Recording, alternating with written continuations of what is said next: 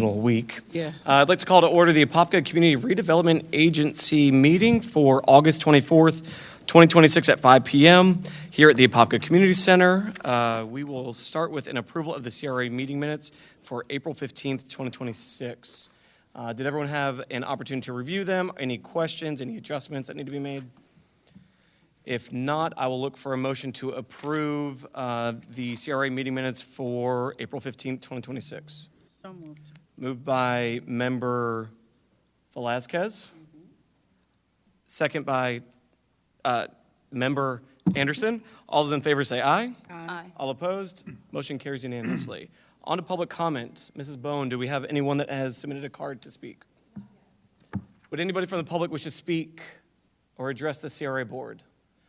If not, we will close public comment period and move on to our new business, starting with the 5th Street Lighting Project.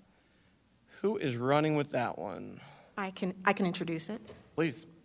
Out louder than I expected, sorry. Antoinette Forbes, Economic Development Director. So we had been carrying a project under the CRA budget that was specifically called Station Street Lighting Project. However, it did not have a defined scope. When I reached out to Duke to try to get a little bit more context, we walked the site and found that it might be more advantageous for it to be along 5th Street instead of Station Street as at least a phase one of the project. So throughout those conversations, of which, by the way, the representative from Duke is here, he started in that phase one by offering us proposed scope as well as pricing. So as you know, the CRA is able to fund for infrastructure, but it will not be able to pay for ongoing maintenance. I just want to keep that in mind. And so where did he go? Oh, there he is. Come on up. And so the gentleman here is Jerry Brooks from Duke, and then he will lead the presentation. Thank you. Do my best. Please. So, sorry, I meant to get here in time to walk around and say hello, but, and great, I can't see that. Your mic on? I can't tell if your mic's on or not. Hello? There you go. Speak, right into All it. right, There I'll you speak go. right in here. Okay, so this has been going on for a couple of years, that we've been trying to, I guess, put something on 5th Street or create an area for downtown that has that walkabout feeling of going to restaurants and whatever activity is going on. So going and visiting other cities that have lighting, the bistro type lighting, and looking, how they're mounting and things like that, we've been able to come up with some ideas of how to put this together. And as you know, we have Duke lights out there along the road, but we can't attach anything to those lights to support something like this. There's a lot of stress that goes between pole to pole to pole when you do this correctly. I realize people can hang string lights in your backyard and things like that. Whole different situation when you're doing it commercially and there's liability involved and things like that. So this is following a very professional installation, and it'll show you the mounting heights and things like that. So I don't want to just read this, but let me just kind of go through it. So we're looking at putting the lights along 5th Street in between Park and Central, but not end to end. Like it would stop just before the entrance here to this building, so on 5th Street, and then going down about where that like a food store or something on that corner there. So it would start at the beginning of that, the beginning going towards it, okay? So you would have the lights coming down, and they would cross back and forth going down the road as we go. So that would take roughly 10 poles in order to do that. The poles have to be separate from the poles we have out there. And they need to be concrete, because when you're putting that stress, I could not find an aluminum pole that would support that. I tried, because it would be, I'm trying to took the most cost-effective route that I could take in putting this together. So looking at it two different ways, I quoted it with and without audio. So you could play music and have the speakers attached to the poles and done from the beginning with that together.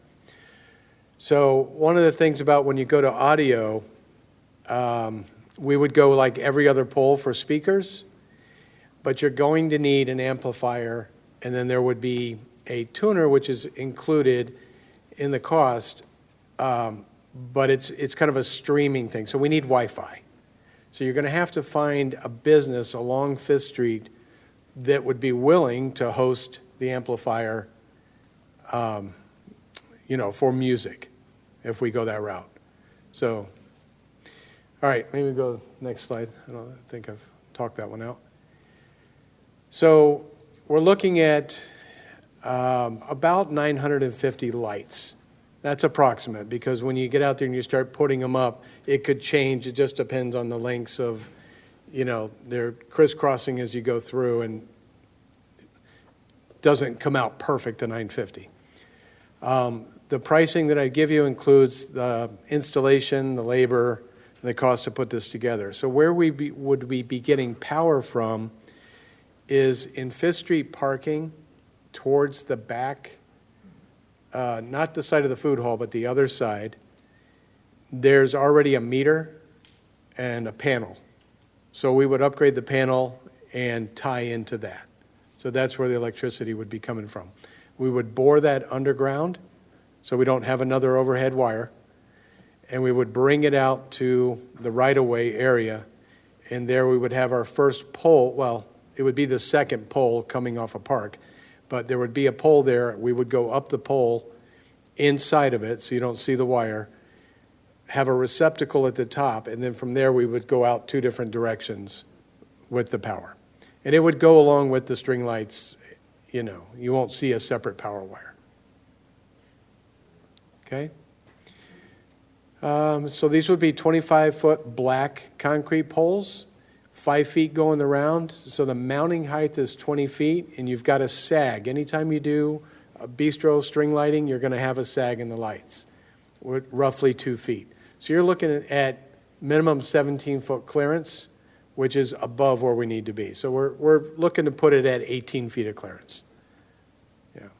So that won't interfere with any of those big trucks that come to 56-footers or? Right. No, none of those. And, your big concern is you got fire engines, hook and ladder, and things like that. Even the Duke trucks have to, we've got stuff piled on some of those things with the buckets and stuff. So everything will clear through that. Yeah, we're going to meet code on everything we do here. So it's a little bit more description about the amplifier and the speakers and all that kind of stuff. This is just an introduction to it. So if you decide to proceed with any of this and you want some details on anything, I'm happy to provide whatever you need. Okay? Next slide. So that just kind of shows you the beginning and ending point, and then how they would basically, the lights would cross going down the road. The idea behind this design is this could carry on, and we could take it over the 6th Street to Station Street and keep the flow going around. Right now, the only businesses are on 5th Street. Yeah, so until we figure out how to go, but we can keep this going. We just have to find the path. And then if the city, which I know you have land, if you do build something over there, you could host the amplifier, the sound, and do all that yourselves. I think if you want to do the music, you try to work that in the beginning, and you just find one of those local businesses that are willing to host it until you get your own facility.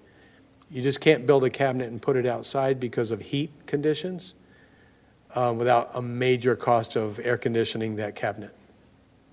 So if they're going to host it in regards to the liability, I guess that's a question for the attorney, because if something happens with lightning striking or something and it damage, other things within that building, then we'll be held liable. Is that correct? Just to be clear, so what you're asking here is if there's some sort of, ultimately, the infrastructure itself, some sort of catastrophic event, the city would be liable for that. Yes. Is that my understanding Yes, correctly? because I'm thinking about like a private business. Well, it's different things. So if it's a private business that don't own the building, then that's an issue within itself, because if that private business go out of business, is the agreement with the business owner? Is it with the person that owns the building? Like, I think it's just a lot of different, because a lot of those are tenants. So I guess the agreement will probably have to be with both.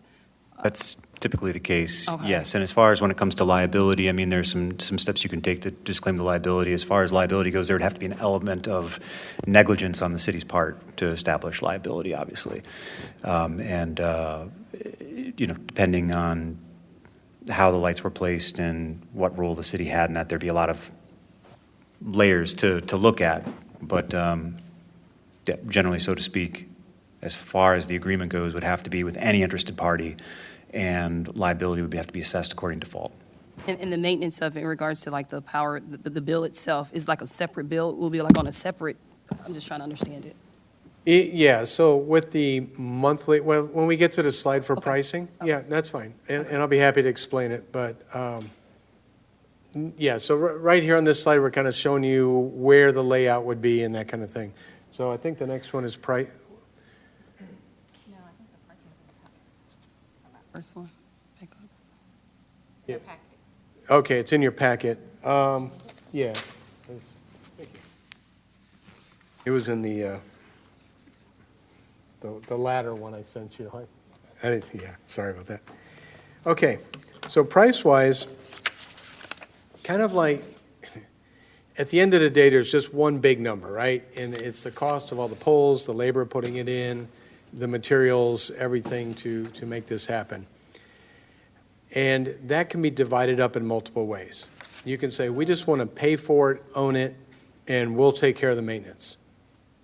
Okay, that's one option you could have. A lot of times, most every time we do business with municipalities or developers or anything, it's, hey, we may put some money into it, but we'd like to lease the lights and know that they're maintained. The poles and the lights and all that. So I put it together where we could go anyway, but just to give you an idea, to keep the monthly fee low, so I know Public Works might have to take that on. Without the audio, we're looking at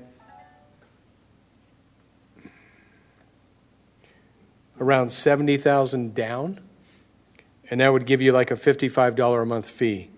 Or if you went $50,000 down, it jumps to a $208 fee monthly, and that would include the maintenance. Is that per pole or is that total? No, that's total, yeah. So I'm just showing you some flexibility. I can go all the way from zero money down to a higher monthly, or we can, about the lowest I can go for monthly is about $55. It would include the maintenance and all that. And this is something that Duke does with you on a regular basis where we have lighting. This is through our non-reg side of the company, which we refer to as non-native as well. It just gives us the flexibility of working with lighting that's not under a tariff. So the annual maintenance that is included during the life agreement, this is separate from the warranty maintenance of the lights? That's something separate? Because in the slide, it said something about the annual maintenance is included during life agreement. Yeah, so during the time of the agreement, the maintenance is included. Oh, okay, so we don't have to maintain it?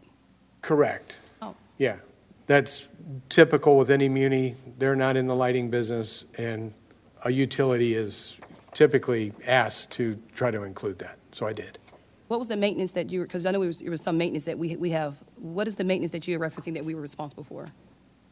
I'm sorry. Oh. So in reference to, So in reference to the monthly fee that they're referring to, the CRA could not incur that cost. That one, okay, thank you.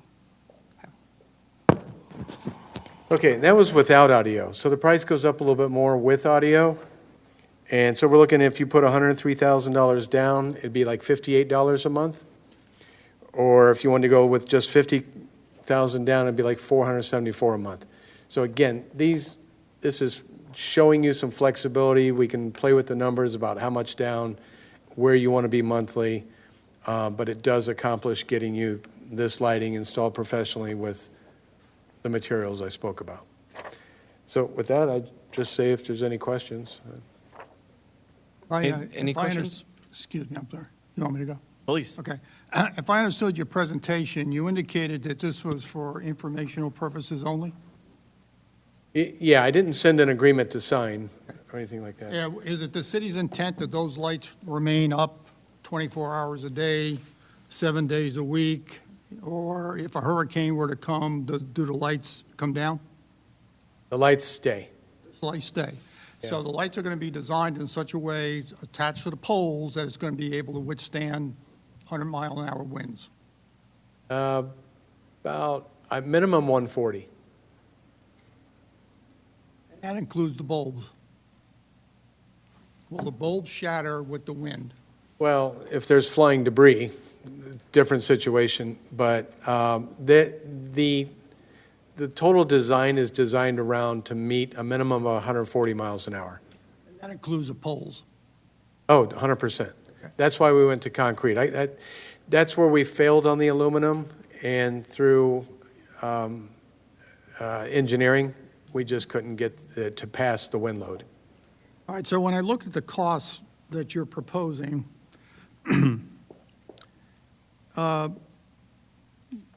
if this, and I'm only going to concentrate on the without audio, at the $70,000 construction payment, the total warranty maintenance fee for 240 months is $13,200. When you lower it to $50,000, then all of a sudden the monthly fee goes up $150 a month to $49,220, which is a $36,000 increase. Now, when you spread it over the cost between the 70 and the 50, it's only $16,000, which I thought was a little, I'm trying to grasp the right adjective, questionable relative how the maintenance fee goes up $150, the city incurs $36,000. However, I guess because of the extra $20,000, then that makes up the difference between that and the $16,000.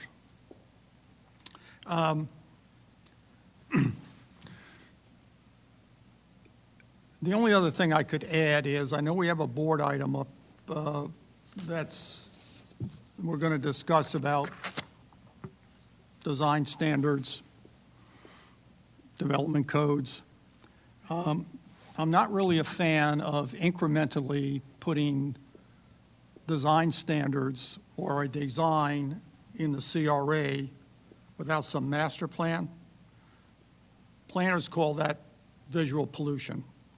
So I don't think the city wants to add visual pollution to Fifth Street or any other Fifth Street or any other street in the city without having some sort of master plan. So if this is only informational purposes, then I understand that. Any other questions? Appreciate the information. Definitely helpful. I know this was a conversation topic for a while, so to actually put some hard numbers to it is definitely appreciated.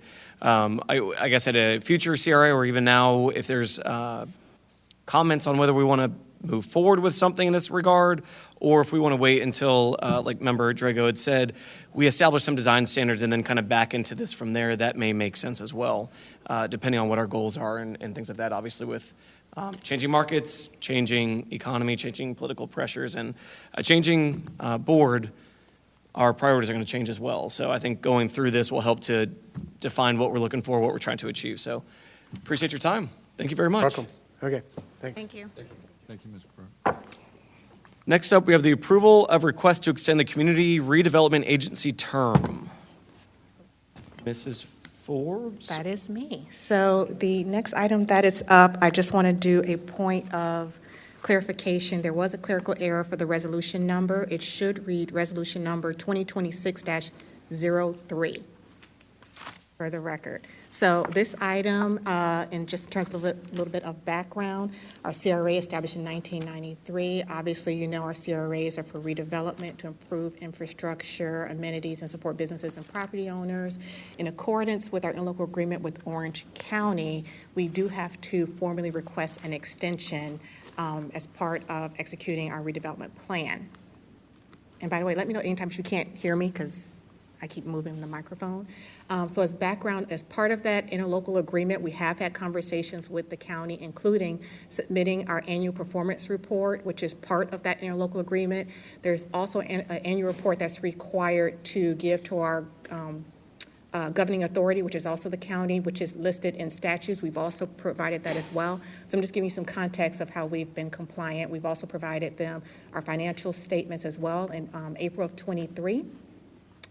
And then in June 10th, we submitted a letter expressing the CRA's intent to update its master plan. We also provided them a list of our expenditures for FY '23, '24, and '25. We provided them a list of all CRA projects. We also provided them a grant summary of all of our incentive assistance programs. There we go.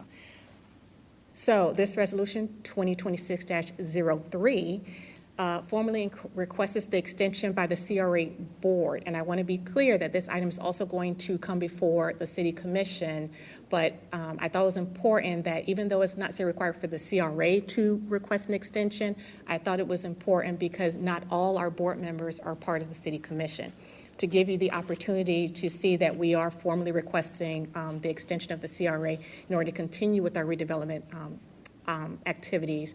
I also have made a point of showcasing how our projects or any activity that I bring before the board meets not only Florida statutes, but also the city's adopted plan. So you'll see that going forward in the PowerPoints where it shows that it meets, in this case, section 163.3755 of Florida statutes that establishes or authorizes the extension of the CRA upon approval of the governing bodies, and it also meets our strategic plan for economic development and infrastructure and transportation. So our recommended motion, or what we're requesting, is the approval of CRA Resolution 2026-03, authorizing the extension of the City of Apopka CRA and directing staff to transmit to the City Commission for consideration in accordance with Section 163.3755 of Florida statutes. Thank you, Ms. Forbes. Any questions? Yes, Member Drago. What I tried, and I couldn't get the information, is the last time that the city asked for an extension to the county, well, who was the authorizing agency? Was it the city commission?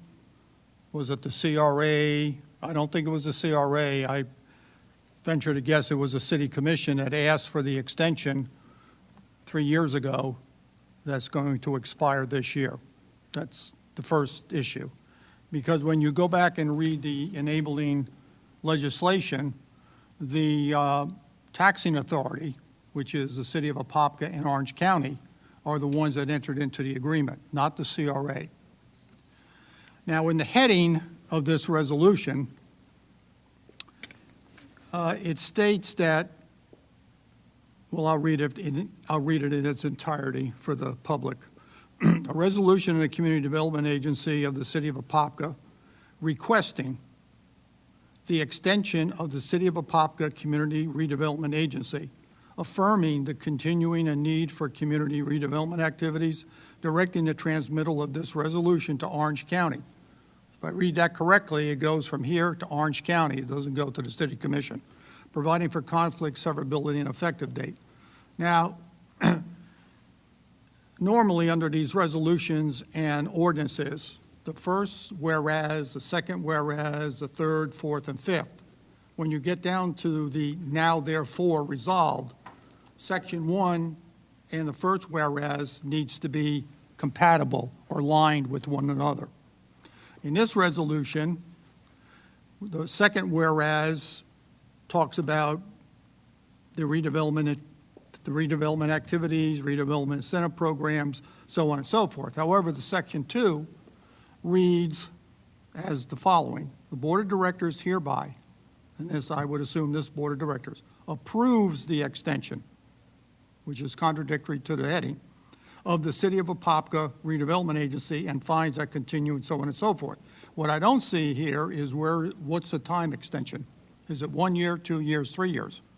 And if this board doesn't have the authority to grant the extension, which I don't think they do, it's only the county can grant it, then number 2 needs to be reworded to request an extension of some time frame to either the city commission or Orange County. And lastly, the adoption date needs to be the 24th of August. Any comments from staff? Sure, I can address those. So on the first one, you are accurate that it needs to be the city commission that is requesting that extension. As I mentioned in the precursor, I was saying that I was affording the opportunity to the entire board because not all of the CRA board members are part of the city commission. So I wanted to afford the opportunity for you to see that we are in fact, or rather the board was requesting an extension to the city commission. This resolution will be part of the supporting documents that will be on the city commission's agenda so that they also are aware that if it is approved, that this went through the process. And then you also mentioned reference to a specific time period. So our interlocal agreement that's already been executed with the county specifies that time period, which is the additional 7 years. And then you also referenced about some of the language or the whereas clauses that can be edited if the board so desires to do so. The intent, though, is basically to affirm the board's request to have the CRA extended in conjunction with the city commission.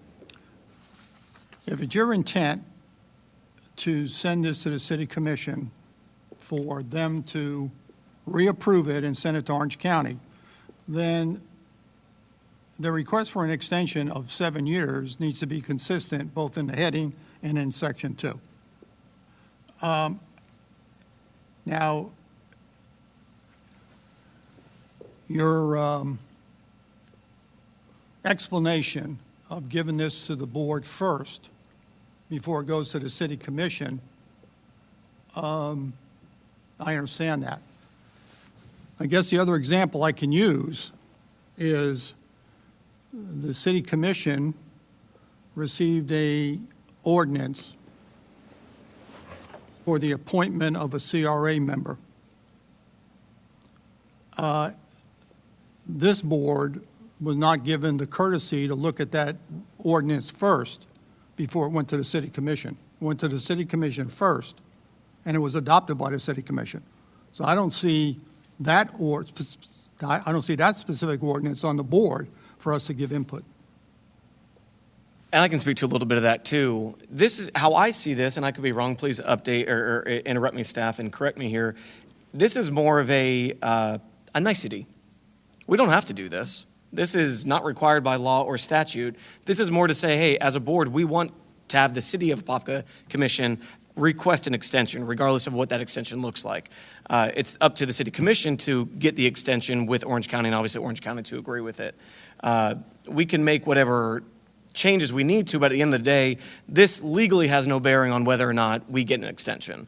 So we can update it if it's the board's desire to update the language to what board member Drago is recommending here, but it's definitely not required. And if you feel this is superfluous, then we don't need to do it. Nobody needs to pass it.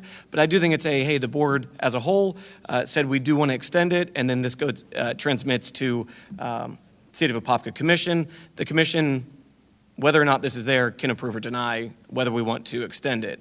Specific to the actual appointment side of the board members, it has not been approved yet. Let me say that. Language has to come back and will be back on the agenda for September 2nd. But it's also in reference to who the City of Apopka Commission can approve on that. Orange County gets to decide who they get to approve, and we don't get to look at their guidelines for what that looks like. So I think it matches what Orange County does as well. And staff, if you would like to add anything or if that's adequate. Correct. Okay, thank you. Any other questions, comments on this one? Well, my only other comment is if it's going to be brought before the city commission as the authority having jurisdiction, then it needs to be reworded and presented to the city commission for approval. And that is the actual time extension and the request for extension. And first of all, did anybody contact the county to see if the county is willing to extend the CRA, given the fact that you have Amendment 3 and the county has several CRAs that's going to be up for termination by the end of this year? I have been in direct contact with Orange County. Right now, at this point, they have paused all extensions of CRAs until the vote for the amendment goes through in one way or the other. So they're willing to take in applications for renewal, but they're not accepting anything until they know where their budget stands, so to speak. So we are in direct conversation with them, making sure we understand where their expectations are, and that was with the county manager's office, or excuse me, county administrator's office, is who we got that information directly from. So they did tell us that they're pausing right now, but at the same time, please submit what you do have, just in case we are ready to move forward. They'll get the ball rolling as quick as they choose to. And keep in mind, too, they'll be going through a leadership change both on the mayor's side and both our districts and many districts throughout the county. So there's a lot of changes that are going to be coming, so it gives them some time to settle in as well. So I'm okay to change any language in this. Again, this is more of a nicety to make sure this board is all on the same page. And so if there's any specific language you'd like us to change it to, I'm open to a motion with the language you'd like to adjust, and we can go from there. Okay, so I move amending Resolution 2026-03, specifically in Section 2, to read, the Board of Directors hereby requests the extension of 7 years of the City of Apopka Community Development Agency and finds that continued redevelopment activities remain necessary to carry out the purpose of the community redevelopment plan, and that the pass and adopt in section be amended to state the 21st day of August 2026. So moved by Member Drago. Second. Second by Member Anderson. All those in favor say aye. Aye. Pardon me, we will have to take public comment on that item. Oh, Excuse you have me, to take I apologize public for that. Yes. Public comment. I will close public comment. All right. So we do have a motion, a second, and all those in favor say aye. Aye. Aye. All opposed? Motion carries unanimously. All right, next up, we have the Down Payment Assistance Program. So, there we go. Sorry. So the Down Payment Assistance Program is a policy in draft that we're looking to get the temperature of the board and to establish guidelines, as well as an application process to create a home ownership program that offers financial assistance to first-time home buyers within the CRA. Capitalizing off of the success of our residential renovation assistance program, where we have assisted homeowners in the rehab of their residential properties, staff thought to expand some homeownership opportunities by providing eligible assistance to eligible home buyers looking to purchase single-family homes. Obviously, this would support homeownership and residential revitalization. Eligible properties include existing homes, new constructions, or homes requiring significant rehab.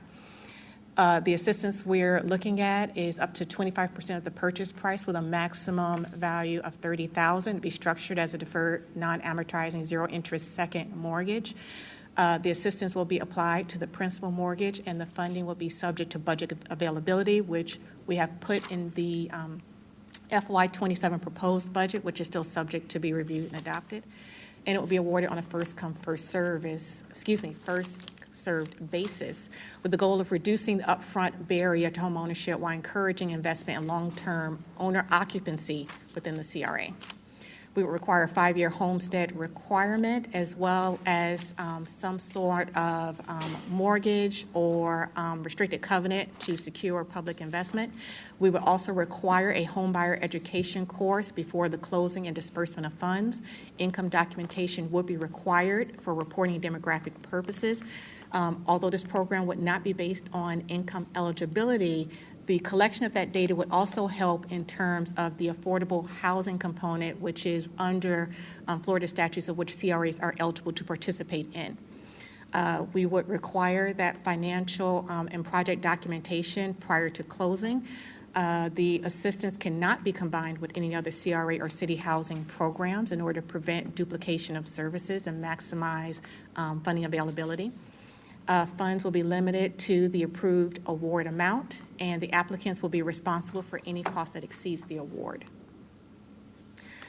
So this program still has to be reviewed through legal, but we wanted to get the temperature, like I said, of the board before we moved forward any further.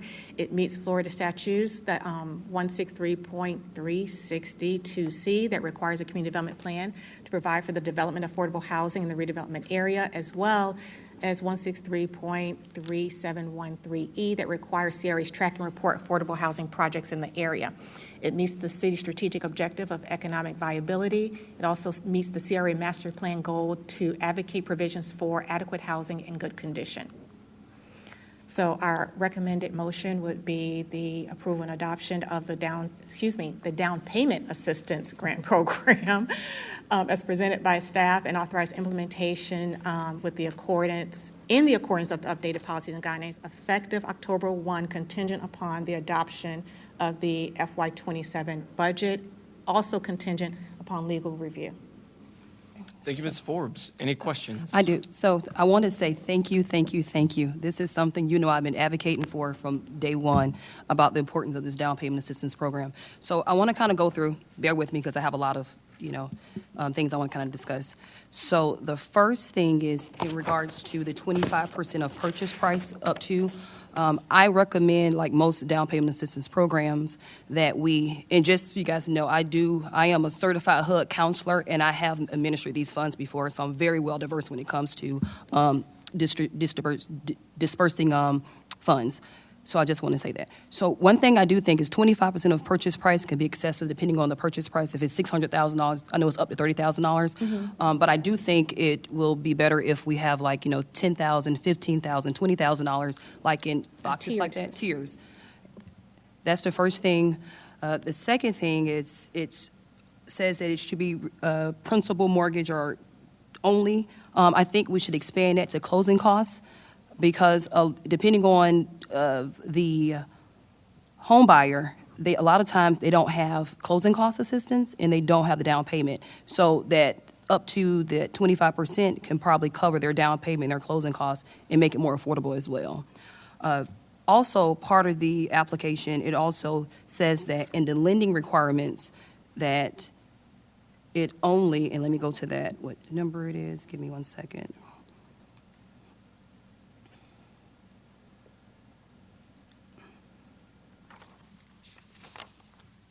Only FHA, VA loans. I also recommend DSCR. DSCR is also have a product for first-time home buyers as well.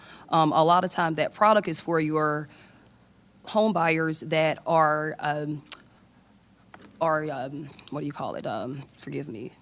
Not investors, that are self-employed. A lot of self-employed buyers do not qualify for your traditional FHA and VA financing. So a lot of times that DSCR product is like a bank statement product where they look at your bank statements and they qualify off of that. And a lot of first-time home buyers use that program as well. So if we can extend it to also include DSCR for first-time home buyers, that would be good as well.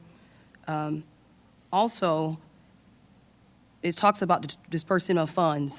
I don't recommend any type of disbursement of funds that goes, it should be dispersed at closing to a title agent, and we should not allow them to reserve funds up front without a contract and an executed contract. And I know it's kind of like language in here that says that they have to have the application filled out, but then also say they can apply for it without it. So I think we need to kind of comb that out because if we reserve funds for 100 people, and, they have up to, 6 months to use it, and they don't qualify, now we have taken that money off the market for available people that are ready and able to buy now. In addition to that,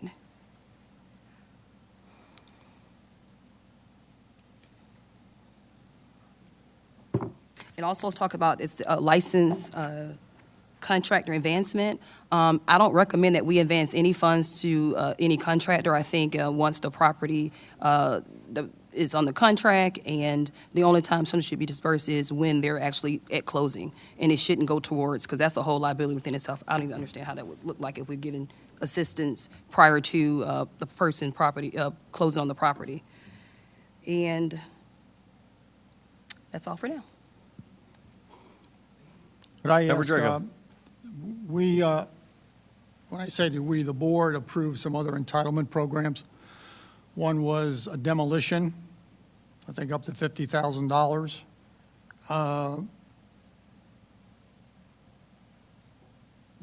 That demolition grant cannot be used as part of the down payment. Is that right? Okay. Correct. And we also had another entitlement program where we give some architect or engineer $50,000 to design something. So, I'm sorry, may I interrupt you and just say that program was not approved? The board did not approve that Okay. design architectural engineering program? but the first one they did with the demolition, Yes, sir. with the amendment that historical structures are prohibited. Is that right? From demolition. Demolition. Yes. Correct. Okay. So the question I have here is, in the third paragraph, it states, home buyers who purchase a vacant lot with the intent to build a new home, or home buyers who purchase a home that requires significant rehabilitation. Is that rehabilitation interior or exterior?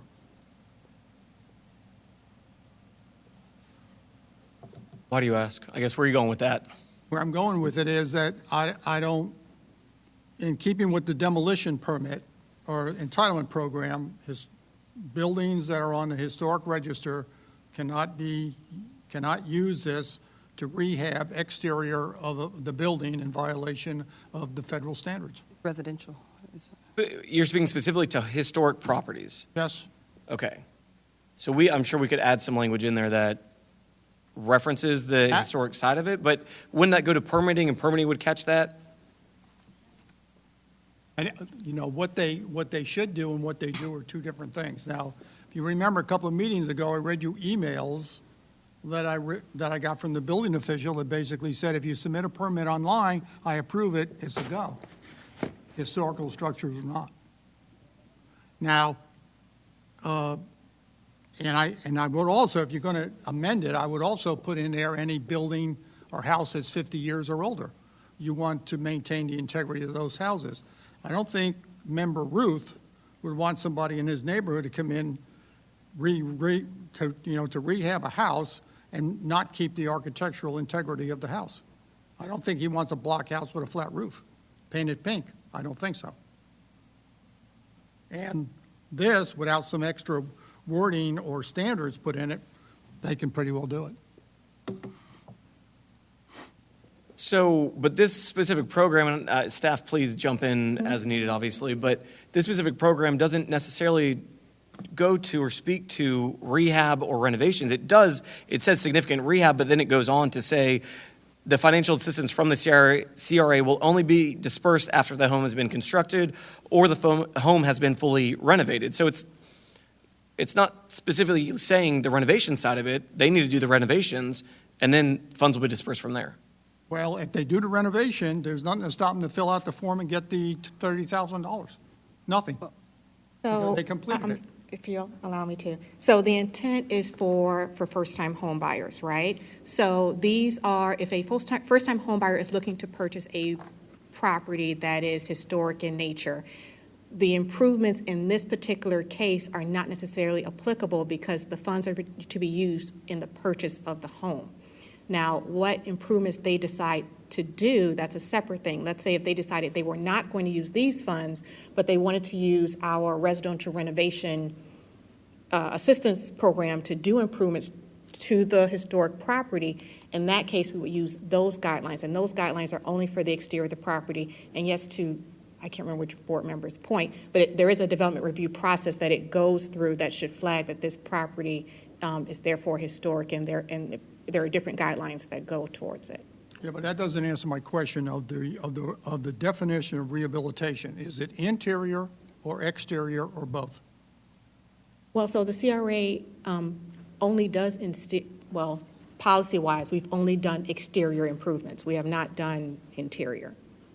So anybody could come in here, buy a historic structure, rehabilitate it, if I read this correctly, and then fill out a form and get $30,000.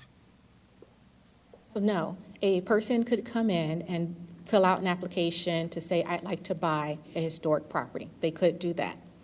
And so throughout that process, we would still need their documentation. We still need the same thing that you would do when you apply for any loan and it goes through a title company. We would require that same level of documentation. And so we are not requesting, if they are doing improvements, we are requesting information as it relates to the purchase of the property. And the problem is that you explain it one way, the public sees it a different way. They hear something from somebody else. In other words, it's not clear. To me, if it has to be clear, it should specifically say, this cannot be used for renovations, rehab of historical buildings exterior. Well, it shouldn't be used for any renovations at all. These guess- funds are Well, if it's exclusively not- to purchase the property. The only thing I can think of where it possibly is with a 203K FHA loan where it allows for you to escrow the repairs. So that's the only, just in this scenario, I think that's the only way they actually can use the money if we're saying that we will allow for the escrow through a 203K FHA program, that they would allow, because everybody familiar with the 203 FHA. So essentially what happens is if the property needs $30,000 worth of rehab, you have to take that money, put into a separate account, and do the repairs, and the property closes out. So if we're saying that we're okay escrowing up to a certain amount of money, I think that's the only time it actually will apply. Because other than that, we're not giving them money up front for repairs. We only would escrow. So essentially, we're saying that we were escrow repairs. Well, and we have not listed that type of product as eligible. Okay. Well, we said FHA, so FHA 203K is a FHA product as well. So there are different, 203B and 203K. So are we saying all FHA products? Because there's different type of FHA products. Well, we can add, I hope to get us where we're trying to go, we can add language that specifically speaks to historic property types and put in language that speaks to, it can only be used for the purchase and not for the renovation or for the rehab of such. But I think that if we do these, because FHA, we said FHA, and just to be clear, we said FHA, that mean all types of FHA, because we didn't specify FH, like a certain FHA. So the FHA does have a 203K. What I'm trying to do is to his point, if we, because we do say that we're going to, and it is kind of confusing because had to read it twice. If we're going to say we're going to give, I mean, it does reference saying that there's going to be, a certain amount of money, and it talks about a contractor. So the only thing that I can think of is the 203K product, we'll actually be using it, where we'll give the money to put into an escrow account after closing to be used to meet FHA standards. Because a lot of times, if the property does not meet FHA standards, and if it needs some type of renovation to meet that, they would allow for that money to go into a separate account, still close out, but by a licensed contractor have to take disbursements and things. So I think that's the only time I actually can see us doing that. Other than that, we won't be advancing any funds. Okay, so what, And I don't think that that's an advancement, because the loan closes. Closes, yes. So it closes, that's what we would be Yeah, so applying that to. we're still applying it to. So The we're loan's not, closed. yeah, because we're not doing any type of Rehab. rehabs at all. Nor are we advancing in the sense that they receive the funds prior to closing. Closing, no. So when we receive the closing date, then we can put in the request in order to have that payment processed directly to the title or escrow company. I'm familiar, but I was just. So, Member Drago, is your biggest holdup is ensuring that historic properties are preserved properly? Yes. Is that the concern? yes, and what I'm hearing is, I'm hearing a loophole where somebody could file for an FHA loan, get all the process, because FHA doesn't look at whether it's an historical structure and it needs to be protected by federal standards. They don't look at that. If they meet the application criteria, you get the loan. Then if you close the loan, as was explained, and then you fill out an application, well, then you can get the $30,000 if there was a rehab exterior on an historical structure. I guess we add the language, what I'm hearing, that So wait a minute. So my recommendation is, instead of wordsmithing this, we'll do this, we'll do this, my recommendation would be that this goes back for a rewrite and brought back to us at the next meeting with the preferred language to make sure that those historic structures are protected.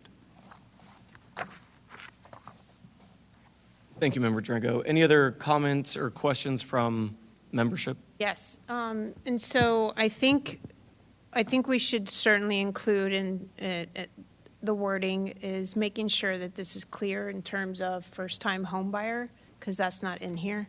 So we definitely need to include that. And then there should be a criteria in place. So I tried, reading through this, I didn't find a defined criteria. Just at the end,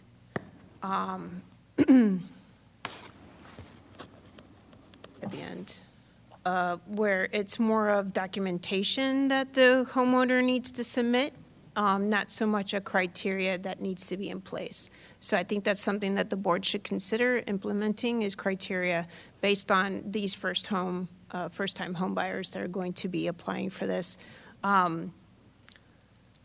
Just my recommendations. It just helps us define exactly the purpose behind this, and not just everybody can apply it, and then we're telling them it's only first-time home buyers, and then, of course, that just leaves people in a distasteful attitude, if you will, so. Absolutely. Yeah. And and one other thing too, and it should, it said some language in regards to either cash or loan. I think if you have money to buy a property cash, I don't think we should allow the program to For actually, assistance. yeah, because they can use that money for a down payment on some loan, for a loan. So I don't think if you have $300,000 to put down cash on a property that we should give them 25% to help them when they have cash. Any other questions, comments? Well, the 30,000, I You're meant, speaking to your mic too, sorry. the cap is for, it's not to exceed the $30,000, the way it's written. You said 20% of 300,000 is not 30,000. Correct. Well, how it's written right now, it says up to 25% of the purchase price of an improved property, up to a maximum of $30,000 in down payment assistance. And I think that language could be cleared up a little bit so that Yeah. it, And secondly, who's the governing body for transparency on submitting the application, approving the application, and actually carrying the contract through to its sunset? So that would be staff. So we would monitor it the same way we do all of our That other period's a incentive five-year programs. period, right? After 5 years, they've committed, they've fulfilled their obligations of the first-time buyer program, correct? Correct. Okay, but prior to that, if they default or move, who So- then steps in and mitigates Yeah. the recovery of the investment, or where are we going to from there? Are we going to get stuck with the legal fees of going and collecting?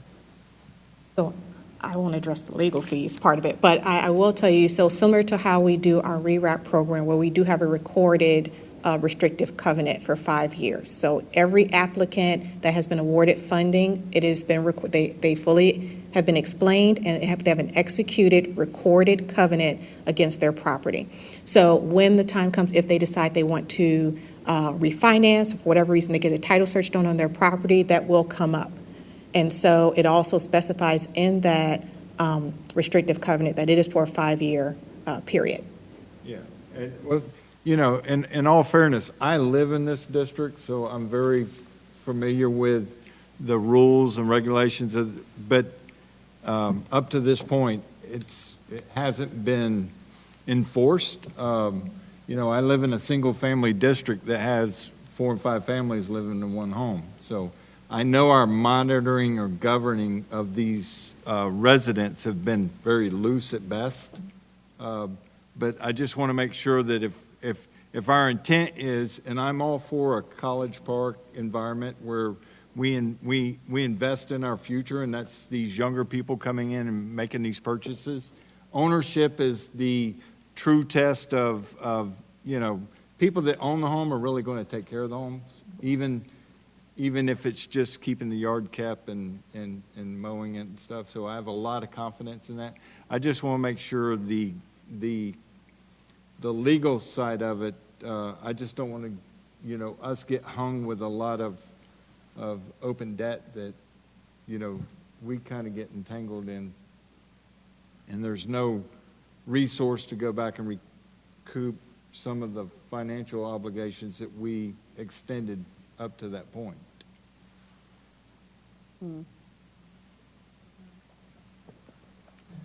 There's a collection element to it, that I'm just making sure that we're covering.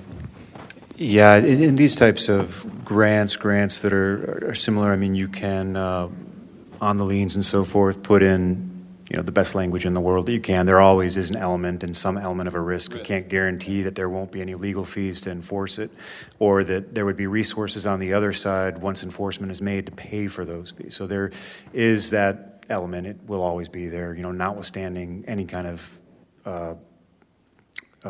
efforts made by staff to prevent that from happening. Yeah, I agree the risk is always there. I just want to make sure there's an element of collection if we need it. Understood. Any other final comments? I'm sorry, I can't remember. Did I say something about the money being going towards only the principal mortgage? Did I also add it should go towards closing costs as well?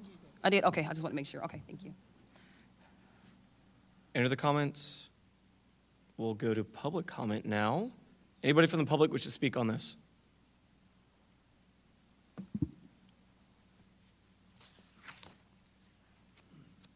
I'll just be back at 7 West Main Street. I just want to make sure I heard this correctly. So there is no income restrictions on the 30,000? Not how it's written currently, no. Okay, thanks. Any other members of the public wish to speak? We'll close public comment. Any other final comments from the board? I just think we need to table this until we can get the wording. I think we have a lot of. I think so as well. I will say a couple of my comments on this one is I think a lot of great points were made, making sure that it's a first-time home buyer, that is valuable. For me, making sure it's not an LLC, that it is in somebody's actual name, I think is needed. And then I think there should be some type of condition requirements as well, that this shouldn't be a full gut, because it just gets muddied and convoluted. My only other concern with this one, too, is the whole core and point of a CRA is the whole point is to increase tax value in this area. That is the point of this. So if we add exclusively to residential properties and Amendment 3 goes into place in November, we have not succeeded in increasing taxable value. So my goal with this, or my thought with this, is I do like this, but I think we need to maybe navigate forward delicately and in smaller steps. I think right now a lot of our businesses in this district really are wanting and screaming for help.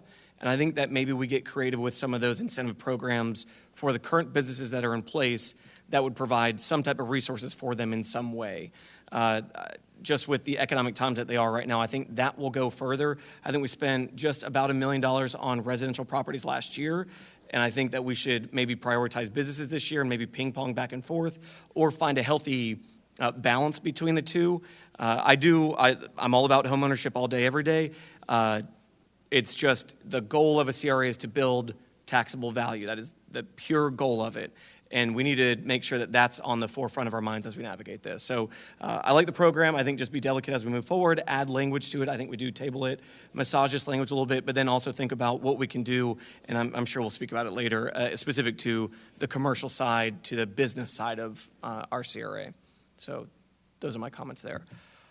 I'm open to a motion from the membership if we are wanting to table this to a next meeting. Yes. I move that we table this down payment assistance program to November 4th, which is Monday, 2026. I have a motion Excuse me, it's a from, Wednesday. November 4th.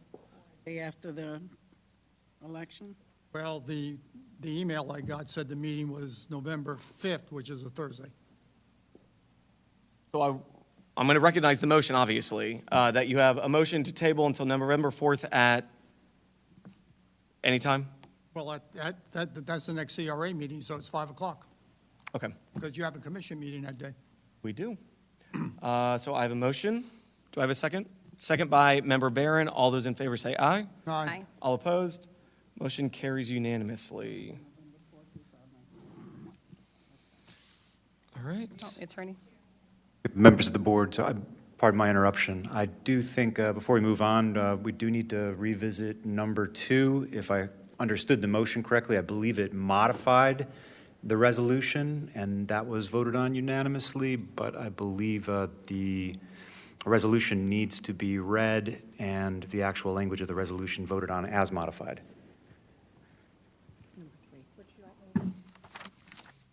The This is Bone. second one.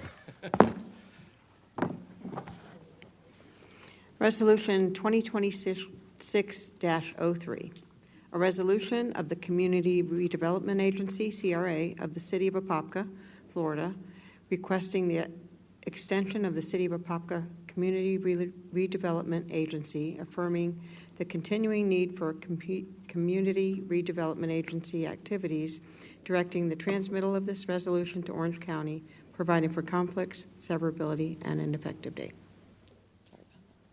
And then from there, you're requesting that language was clarified in the motion, Attorney Hand? Just it would be a motion to pass as amended, since the previous motion amended the content of the resolution. All right, I will look for a motion to pass Resolution 2026-03 as amended. So moved. Moved by Member Drago, second by Member Ruth. All those in favor say aye. Aye. All opposed, motion carries unanimously. Yes. So the motion that was passed in reference to bringing back the down payment assistance program? We're getting it. My apologies.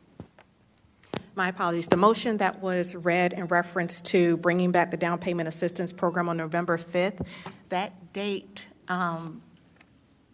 or November 4th, rather, there's already a city commission meeting scheduled for that. That's the early afternoon one.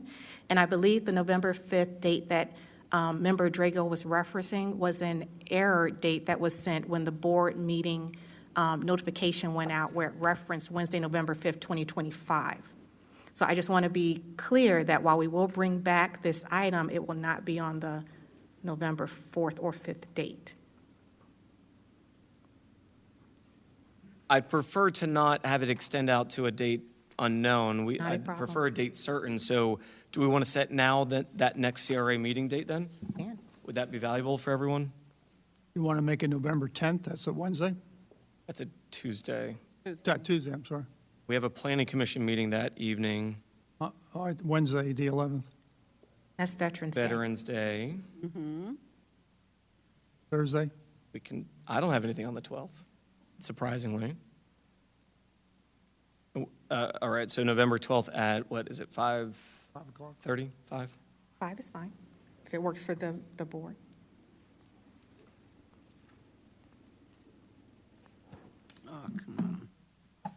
Because we moved it, then should we do a new motion for that then, or what do you recommend, Attorney Hand? I think that's the board's election. I mean, you have it up there on that date.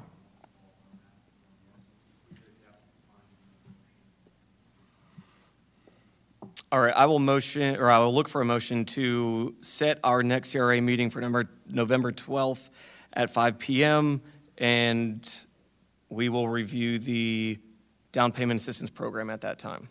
So moved. Moved by Member Drago, Second. second by Member Anderson. All those in favor say aye. Aye. All opposed, motion carries unanimously. Thank you for the clarification, staff. All right, next up, we are discussing the evaluation this is old business, evaluation of potential property acquisition, 161 East 6th Street. So this property was bought before the board at the last CRA board meeting. It is a property that is currently up for sale. The board had requested a staff evaluation at the April 15th meeting, or if you'll look up on your screens, you can see some information in reference to it. This property was actually brought to staff that is for sale for $299,000. It's 0.42 acres with 18,380 square feet of total land. It's currently zoned as mixed use. So one of the things that was requested by staff is a review for potential uses of the property. And so we looked at the property as a potential parking lot, surface parking to support the museum. We conferred with Public Works in order to provide some of the data that you see here. Staff is available for additional questions as it relates to the specifics that are provided. So based on the square footage that was provided, it was then shown that there's an estimated usable area of 12,866 square feet. We also then, staff asked Public Works to review it in terms of parking availability. Could it be used as a parking lot? How many slots would be available? What would be the cost? And so this provides the total breakdown where you see it's approximately 40 spaces, give or take 3 spaces for that lot.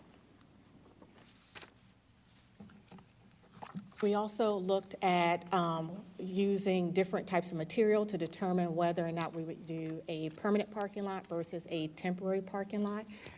We also asked for, and staff happily provided some ranges in terms of pricing from $92,000 to $165,000 for a permanent parking lot, as well as if we did a temporary parking lot, which was pervious pavers, gravel, or some form of wheel stops. So with option A, the gravel with the wheel stops would cost anywhere between $150 and $350 per square foot, whereas the pervious pavers would cost between $6 and $12 per square foot, depending on the material, for a cost between $27,500 and $64,300. So based on that, and by the way, there is a memorandum, a more detailed memorandum in your packet that provides a recommendation by staff, including considerations such as potential parking demand, operations and maintenance, as well as the acquisition costs. So we wanted to receive direction from the board of how they'd like to move forward, if they'd like to purchase the property. I also want to reference that this property meets the city's strategic objectives of economic viability. It meets the CRA master plan for land acquisition. It also meets Florida Statute 163.370C7 for acquisition by purchase. So with all of that, we now need direction if the board would like to purchase the property that is currently vacant located at 161 East 6th Street to support potential future redevelopment opportunities, including strategic land assembly. Thank you, Ms. Forbes. Comments, questions from the membership? Is that little piece that's right opposite the bike trail by the bridge? No, you're asking me specific direction. There we go. Yep, you're just showing that piece, but where is it opposite, isn't it? Right across from Duran's. Brian's, So it's next to the museum. Yes, where that older Cobb building is, right? just south of that. Right there, it's at the corner. PD is to the south here. Gas pump would be right to the left. Gas pump was to the left. Museum is to the left. Ryan Lumber is Across the street. to the right there. And he has his property up for sale also. That's correct. I don't know, parking lot? That is one potential use for it. Again, the first thing is deciding as a board if it's something that you'd like to purchase. You can decide at a later date how you'd like to use the property. But what was requested by the board is a potential use for it, at least for now. So what I had suggested was a parking lot so that at least, and by the way, a temporary parking lot is my suggestion. So at least that it would be advantageous to the museum so that people have better access to it. However, that doesn't mean that it has to be the end use. That could be a really great P3 opportunity in the future. It is in an opportunity zone. So, so you're talking about purchasing something and taking it off the tax roll right now if we purchase it. That is true. And it's just going to sit there until we decide what we want to do with it. That is true. But it just, I'm not big on a parking lot. I understand that the museum needs a parking, but I mean, that's such a central location. I mean, we have the bridge. We're trying to encourage people to use our bike path. And we also don't even know what Ryan is going to do with his property, and that's an historical parcel. So it's like, I don't know if a parking lot fits in that area. And right now, we have, it's on the tax. And so if we purchase it, we take it off, and then it's just going to sit there. It's been doing that already.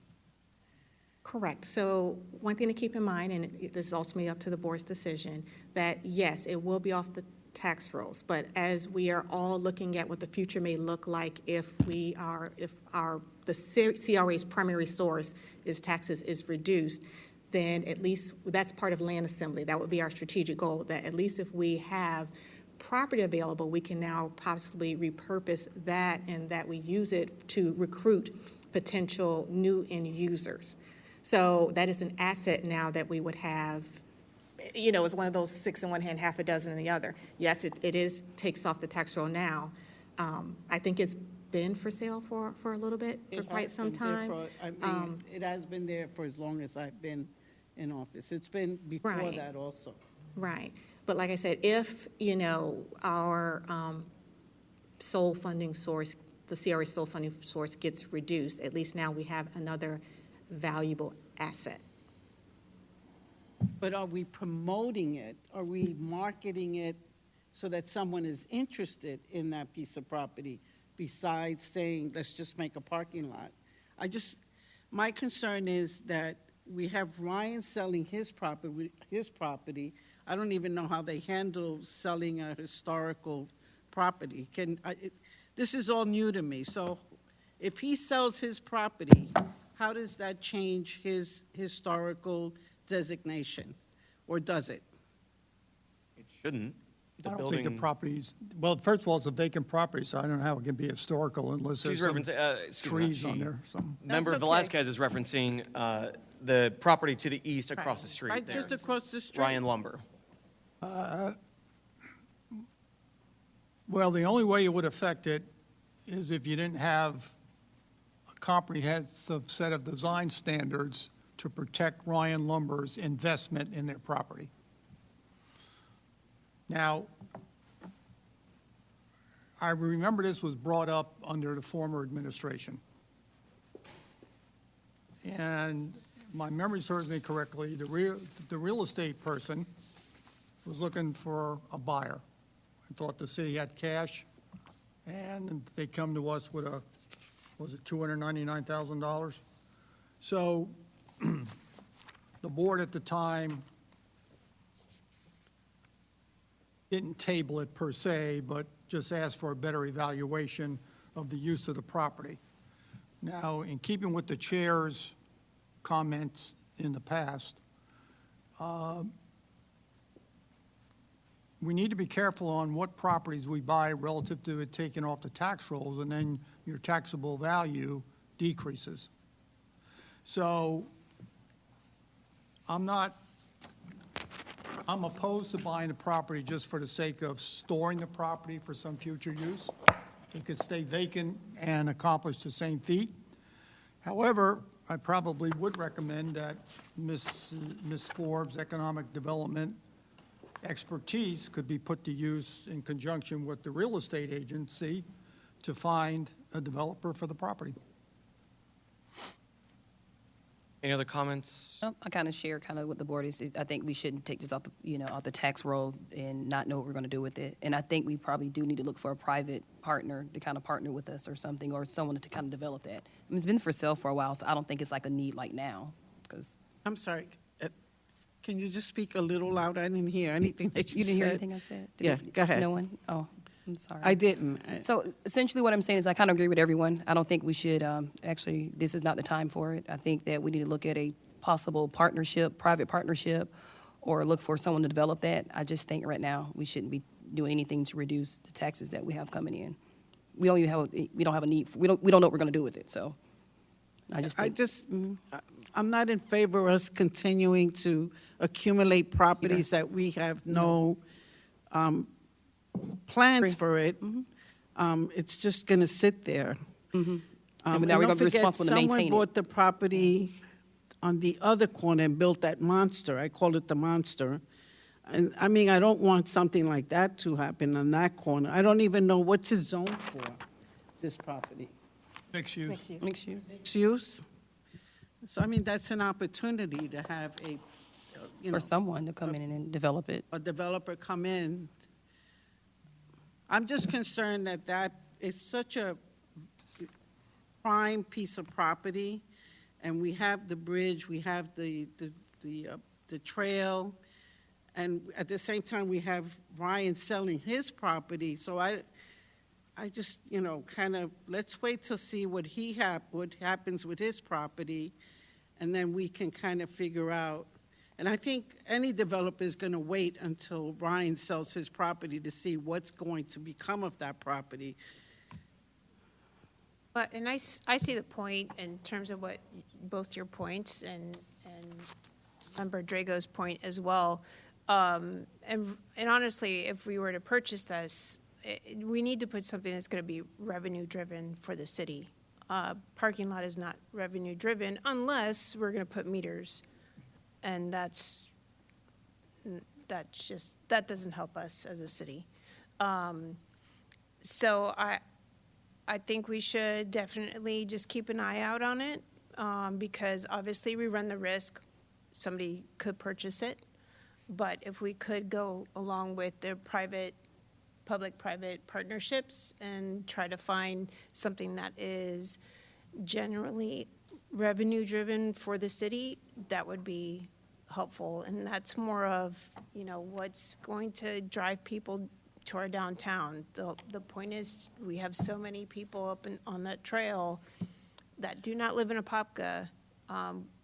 We should be detouring them towards our downtown. So what is it that we can put in that area that's going to be revenue-driven for our city? That's my thoughts. Just all those corners there, because even across 441, we have the little cleaners that's been sitting vacant. It's just not, I just don't see it being developed, that area, if we put a parking lot. It's just going to kill that Kill the area. area. Agreed. It will. Agreed, 100%. Any other comments from members? Yeah, I just want to thank Ms. Forbes for this evaluation. I know I've asked for it a few times, so I appreciate her developing this board item. Thank you. Any members of the public wish to speak on this?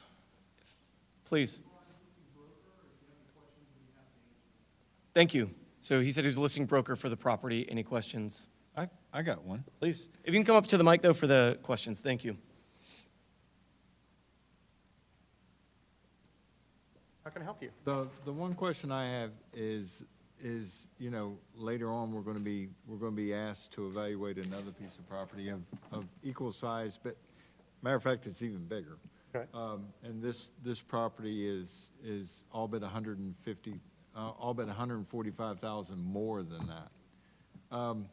Is it just the closeness to the city borders? Why would the market value be so unbalanced? It is.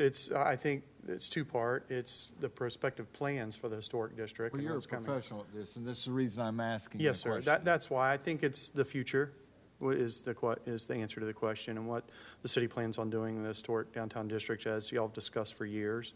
So I think that's what I'm hearing. I have had significant interest from all of the above mixed-use developers that want to do ground floor retail like you're suggesting, board member Velasquez. Diane. Diane. I know it's hard to say the last name, so. No problem. Yeah. I've had commercial users as well. The owner themselves would like to work with the city, if that's an option. That's what they'd prefer, to work with y'all.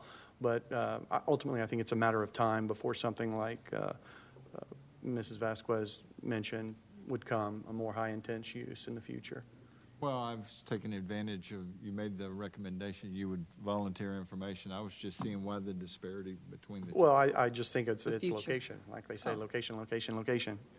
It Oh, it's is a future. It is a prime piece of property, except that what's neighboring right now hasn't been developed. So putting a parking lot would actually kill it. Yeah, well, we were hoping y'all would want to put a building or maybe something else revenue generating on it as well. We're open to that. Basically, and representing the seller, they want to work with the city if they come up with any ideas that So they'd this is like the, to. so is it, it's not, so you evaluate it based off of the future value of it, not the current value is what I No, heard? it's a current value, Oh. but that current value, depending on how quickly the historic district develops, revitalizes, that's the timeline that's involved with it. So some developers that have reached out to us, they're deciding how soon can they build something there. And that's really been the main question. And I've recommended them to reach out to staff to kind of figure out what's the timeline for this area to get, more revitalized. So in the current state it is in now, it's worth $299, that's your evaluation as of? That is the evaluation, yes, correct. And we have interested buyers at that number. And the seller has decided they'd like to work with the city first if they could. Well, they. We appreciate you being here tonight. Thank you for that. Absolutely, thank you. Thank you for your time. You're welcome. Thank you. Anyone else from the public wish to speak?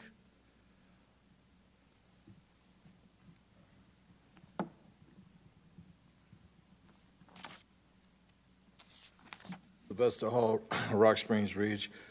Just a few things. I'm trying to make sure I can remember everything. But I just want to make for clarification because I was sitting in the back. Did I hear what I just heard? The gentleman said the property is worth about $2 million? No, I didn't hear. No. What was the $2 million? 299. $299. 299,000.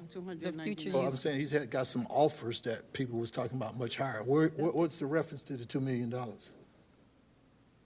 I don't, I don't remember them. Okay, then I'm hearing things back there. All right. So We got now- seats up front. So now let me refocus. We're at a hiring freeze in the city right now, but we still can go around and look for property that we really don't need and put that kind of money, and we can come up with a proposal for it, but we're at a hiring freeze. Well, this is the CRA. I know it's the CRA, but I'm just saying where our focus is. Now, right across the street, is this still CRA, right across the street? Yes. Okay, there's two properties that I think we bought a few years ago, right? I'm not really sure, but there's two properties that we bought, took out the taxes, and they still sitting over there. I've been here for some years. There's still open lots, just open areas, just sitting there. Would be, we have a lot of land. Yes, right across the street. It's just sitting there. On a We station? purchased it, and that's one of the things I want to see when we come in here. The CRA map. That's Station Street. I think you're talking about Station Street, I'm sorry, you pointing. No, right across the Right light here, right here, here, right across in the okay. parking area. There's a couple of vacant lots Okay. that's been there for Yeah, okay, years now. I know the city owned them. They just been there. That's the CRA area, right? They just been there. We bought them for what purpose? And it's just sitting there. And so that's why I'm saying. That was Freeze Ice House. What? That was Freeze Ice House. Which one? That was Freeze Ice House, wasn't it? I don't Either know way, what- the CRA doesn't own it. I'll say that. The CRA, this board can't make a decision on those properties. Okay, so what I'm looking at moving forward, and Mayor,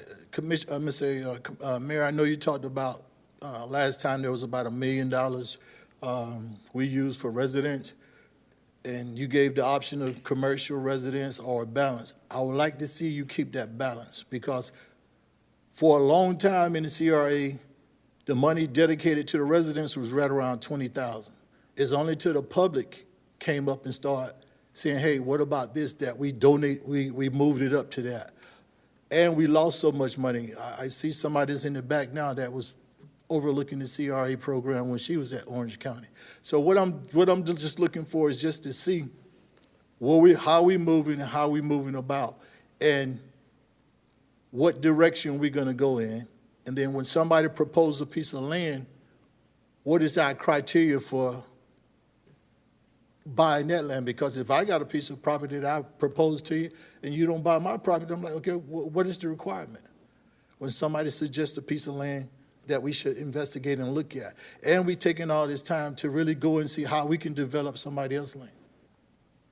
And so I just want to see a more balanced approach and make things make sense for everybody, that is clear and we understand, and you put it where it goes, so we don't have no clue. We don't have no idea. We don't have no misinformation of where we're going or where we're headed. We know exactly where we're going, and we know how it's gonna benefit before we even take on the responsibility of getting it and haven't really did anything else for the future to look into it to make sure it's gonna be beneficial for the city. So that's all I'm saying. Thank you. Thank you, Mr. Hall. Thank you, sir. Anybody else from the public wish to speak? I'll close public comment. I do echo similar sentiments that the board members have made. I just think right now maybe is not the best time. If we are looking for a parking lot, the museum does have space right next to it that we own, that we can maybe formalize a parking lot there if that's something that we're looking at. So that may be worthwhile to look at down the road if we want to. So not right now. On the next one, thank you. So we don't need to take a formal action on this, right? You're looking for direction. Right. So it seems like the direction is we're good right now. Yes, I understand the direction. Yes, ma'am. All right, next up, we're evaluating the purchase of the property at 205 East 8th Street. Okay, hang on, I'll grab this. There we go. So this is another property that was brought to staff's attention. This one is owned by Duke Energy. And so at the last April 15th meeting, the CRA board had directed staff to make an offer on the property for purchase. So the property is here, it's currently vacant at the corner of 8th and South 4th Avenue. It's a little over 19,500 square feet, currently zoned multi-use. It is appraised at $156,000. The purchase price is at $156,000. It's requiring a deposit of $10,000 with the balance due of $146,000 at closing. The property is sold as is condition with a 120-day inspection period following the execution of the agreement, with the closing to occur within 30 days after completion of due diligence. And in reference to the due diligence, will be performed in addition to the purchase price, which includes title search and boundary survey, environmental assessment, and any other additional ancillary costs as necessary. And I put that note there because the 156 does not include those additional costs. So this meets the city's strategic objective of economic viability. It meets the CRA master plan for land acquisition, and it meets Florida Statute 163.370C7 for acquisition by purchase in the community development area to remove or prevent the spread of blight and deterioration, or to provide land needed for public facilities.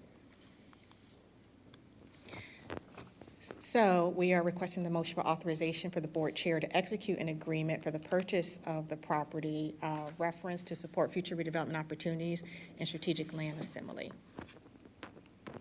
Thank you, Ms. Forbes. Members, questions? Member Drago.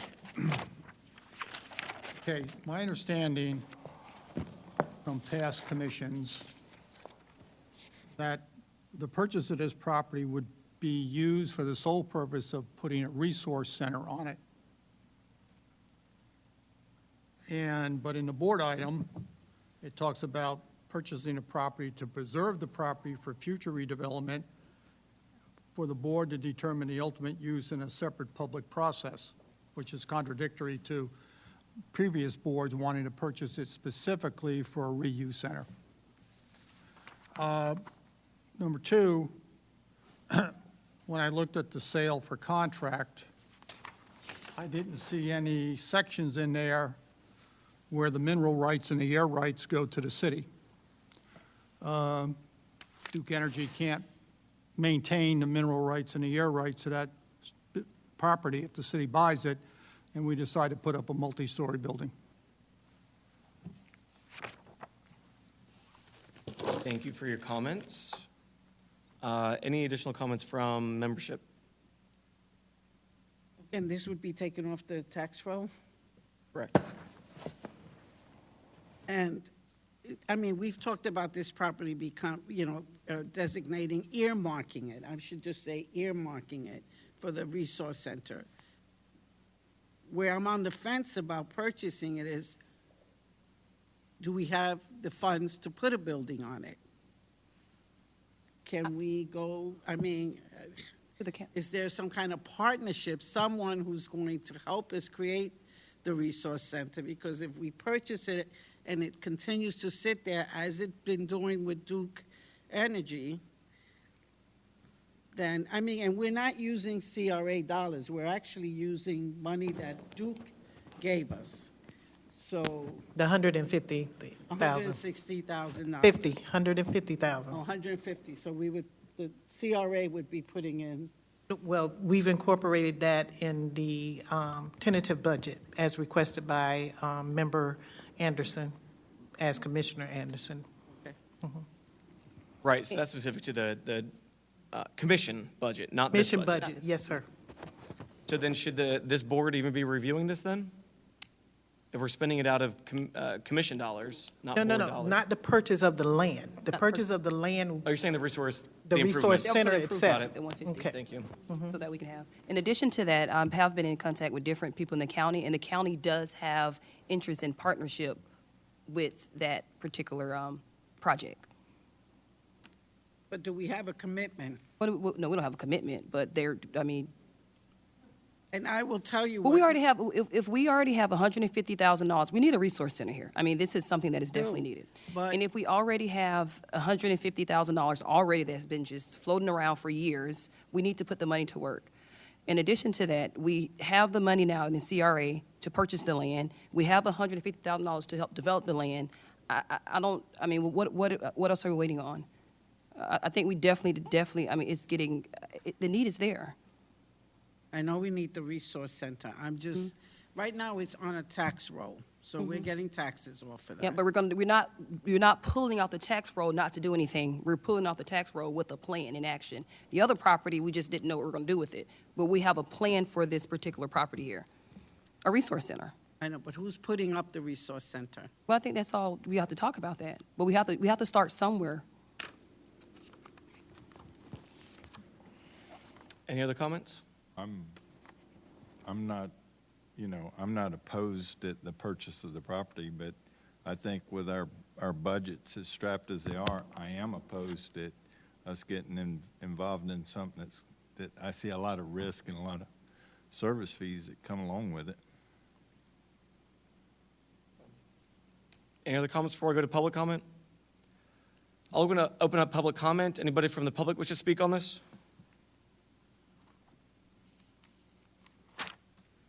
Leroy Bell, Apopka. I think that we really do need a resource center, and this money have been earmarked for that. And I think for, like Commissioner Anderson said, for so many years, we didn't know where this money was until a couple of meetings ago when, well, the public didn't know until You're like, wait a minute, I knew what the money was. the public didn't know until Ms. Sherman told us that where it was. But I think what it needs to be used for exactly what it should be. And in addition to that, I know it's not on the agenda or anything, but I noticed that in the CRA, everything being discussed here tonight have an E behind it, meaning the east side. Nothing have been said to beautify the west side. Thank you. Thank you, Mr. Bell.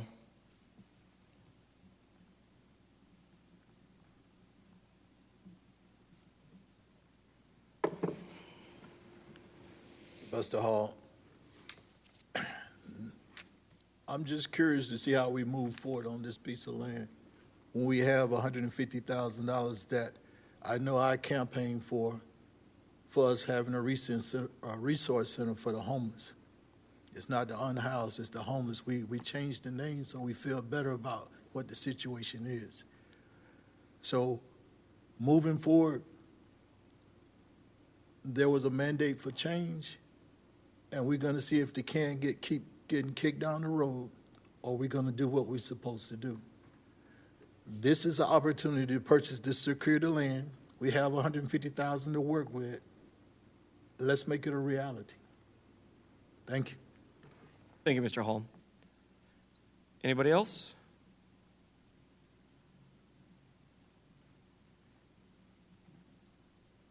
Christine Moore, 141 South Central Avenue.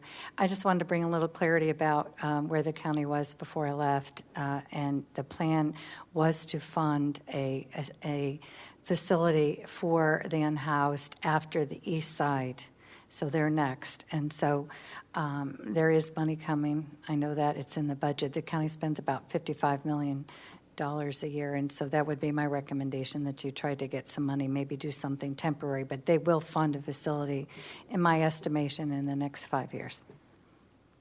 So, I'm sorry, repeat that again, 55 million from Orange County? 55, it's in the budget. Now, we know everything could change with this tax reform passing, but Apopka was next after the east side to get a housing, and I really don't want to tell you and say publicly what it is, because then everybody's going to start running around worried about where it might be.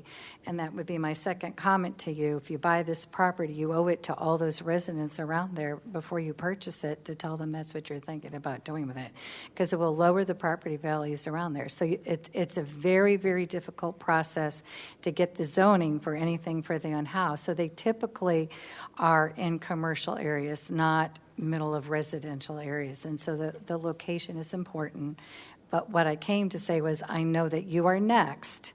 This Northwest Orange County is next for a facility after the east side, and they were anticipating that to be in the next 5 years. Thank you, Ms. Moore. Anyone else? All right, I'll close public comment. Any final comments from membership? Is this, does the city do some sort of due diligence relative to environmental issues on vacant property before we buy it? I know that there's funding that's built into the budget, or that we're about to discuss, specific to Phase 1's environmentals, ESAs, all that.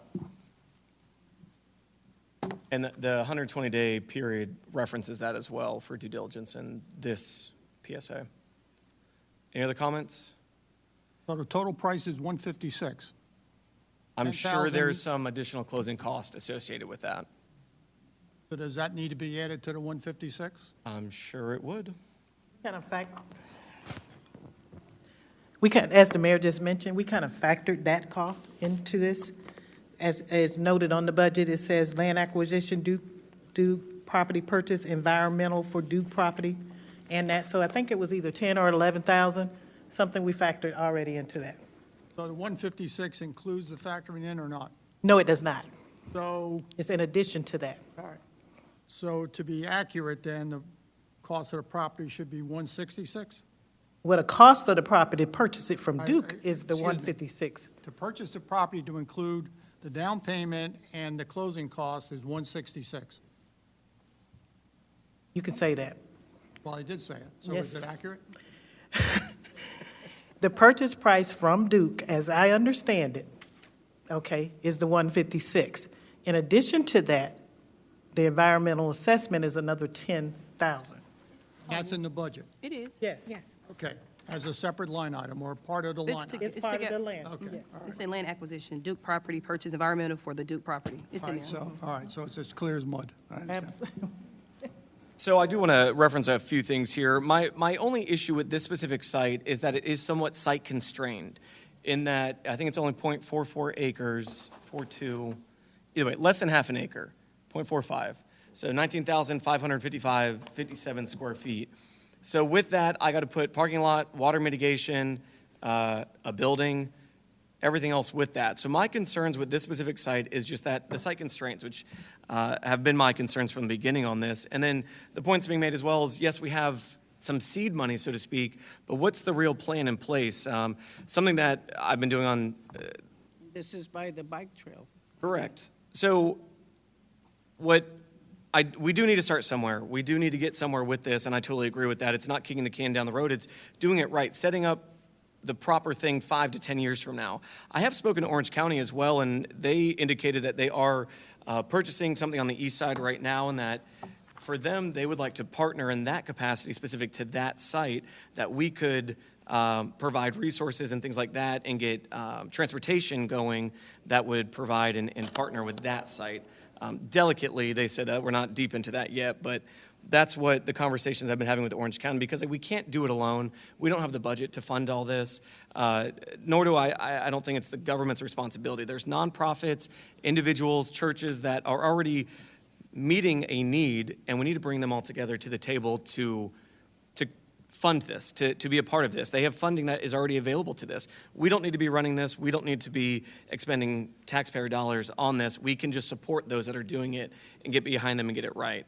We do have a lot of land already that we already own that we can utilize should that be the will of this board, that the city can technically sell to, I guess, the CRA or grant to the CRA without having to spend these dollars. So by no means am I trying to kick the can down the road. I just want to make sure we get it right. I don't want a board 7 years from now saying, why'd they buy such a small site? We'd rather an acre. It would have been better if this or better that. Obviously, we can always say it could be better, but at the same time, looking at having our partnership set up front, whether whoever's going to run it on the day-to-day, getting their input of what that looks like, what their true needs are going to be, I think that needs to happen before we purchase it. Now, can we do that in the 120 days of due diligence? Absolutely. We can discuss that with all of our partners, get partnerships in place, and if we don't have comfort with all of our partners in place yet, then we do have the opportunity to cancel at the discretion of the purchaser. So for any reason or no reason, we can back out, which it says in there. So I think that's where our due diligence, in conjunction with doing phase ones, environmentals, surveys, we need to be seeing, do we have partners that can actually run this, fund it, and help with it?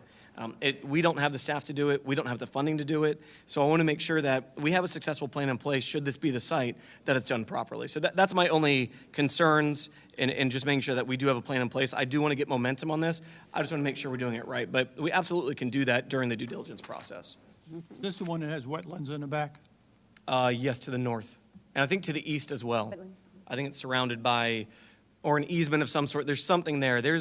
This one, it just has some really unique site constraints to it that we may not love, and it may not promote what we need, which is space. Have the railroad crossing behind there? I'm not sure if railroad's on that I know side. Loaves and Fishes is across. So, yeah. So I think we take the 120 days and see if it's something that we can actually work with. Get some partners, see Get what some we can make partners and See what happen. happen. I'm all for that, all day. I just want to make sure the expectation, we need at day 120, We need to- day 119, we need a plan in place of, this is how it's going to go, who's partnering, when we're closing, here's how it's going to get done. I think it'll help us kind of, even with that, within that time period, we're able to then, even if we cancel with this site, we have enough information to kind of know what we Absolutely. can do. So I It gets think those it's great. conversations going, build confidence in the people we are talking to as well, that this isn't just chat. We're about to close on this. Do you want to be a partner in this, and how can it work? So I think it's a great idea. Any final comments? But what you're looking for, you're in favor of purchasing a property as long as within 120 days we can determine if it's buildable relative to the resource center. Buildable, and we can find partners that are part of this process. We can't build a building with 150,000. Seed money, but we can start. So yes, that's correct. Something. Yeah, we need to consider long-term partners. Oh, I understand. In terms of the maintenance, because All right, so Mr. Chair, I'll make a motion that we, May I interrupt? I'm sorry, but before you make that motion, because I just need a little bit more clarity to make sure, what does that look like when we talk about partners? Are we looking for actual written confirmation? Are we looking for executed agreements? Yeah, I would want something in writing that says, should you close on this, there'll be a funding component to this. There's going to be a partner that runs the day-to-day of it. And then what we will do is either a board or a city, what that looks like. A partnership. So obviously, we can't commit as a city right now, but we can commit as a CRA board. So yeah, there needs to be those provisions in place of what that looks like. My I would think. apologies. And then do we need a motion to approve, is the goal is to motion this PSA in the dollar amount, or just the PSA itself? So staff would need authorization for you as board chair to execute this agreement. Okay. all right, so I move that the board authorize the chair to enter into a contract for sale and purchase of real estate at 205 East 8th Street, with the understanding that the city attorney makes sure that we own the air rights and the mineral rights, and that the the city perform 120-day due diligence to see if a resource center is a good allocation for the property. So move. Moved by Member Drago, second by Member Anderson. Attorney Hand has a comment. Trying to give you the mic. Thank you, Blanche. Board members, I would just like to let you know, of course, this, just direct your attention that the city of Apopka is the actual purchaser, so this would have to go before the council as well. So could we recommend, Counselor, could we recommend that the city council purchase the property instead of us purchasing? See, the problem we have is the money's in our budget, if I understand it. So does the budget, so the money has to be transferred to the general fund for the city to purchase it? No, Blanche, you could do it automatically. What am I thinking about? No, it's just the contract is between the, as he just said, the city of Apopka. Why? Well, then, this can't be Change on that here. to, can we amend that? I mean, basically send it amended for their approval that it comes from the CRA board. Yes. Yeah, that's what I'm thinking, because we're using Thank you for CRA that catch. Yeah, okay. So we just need to amend it to say that it's from the board. Because it is in the budget. We have land acquisition, Duke property purchase, environmental for Duke property.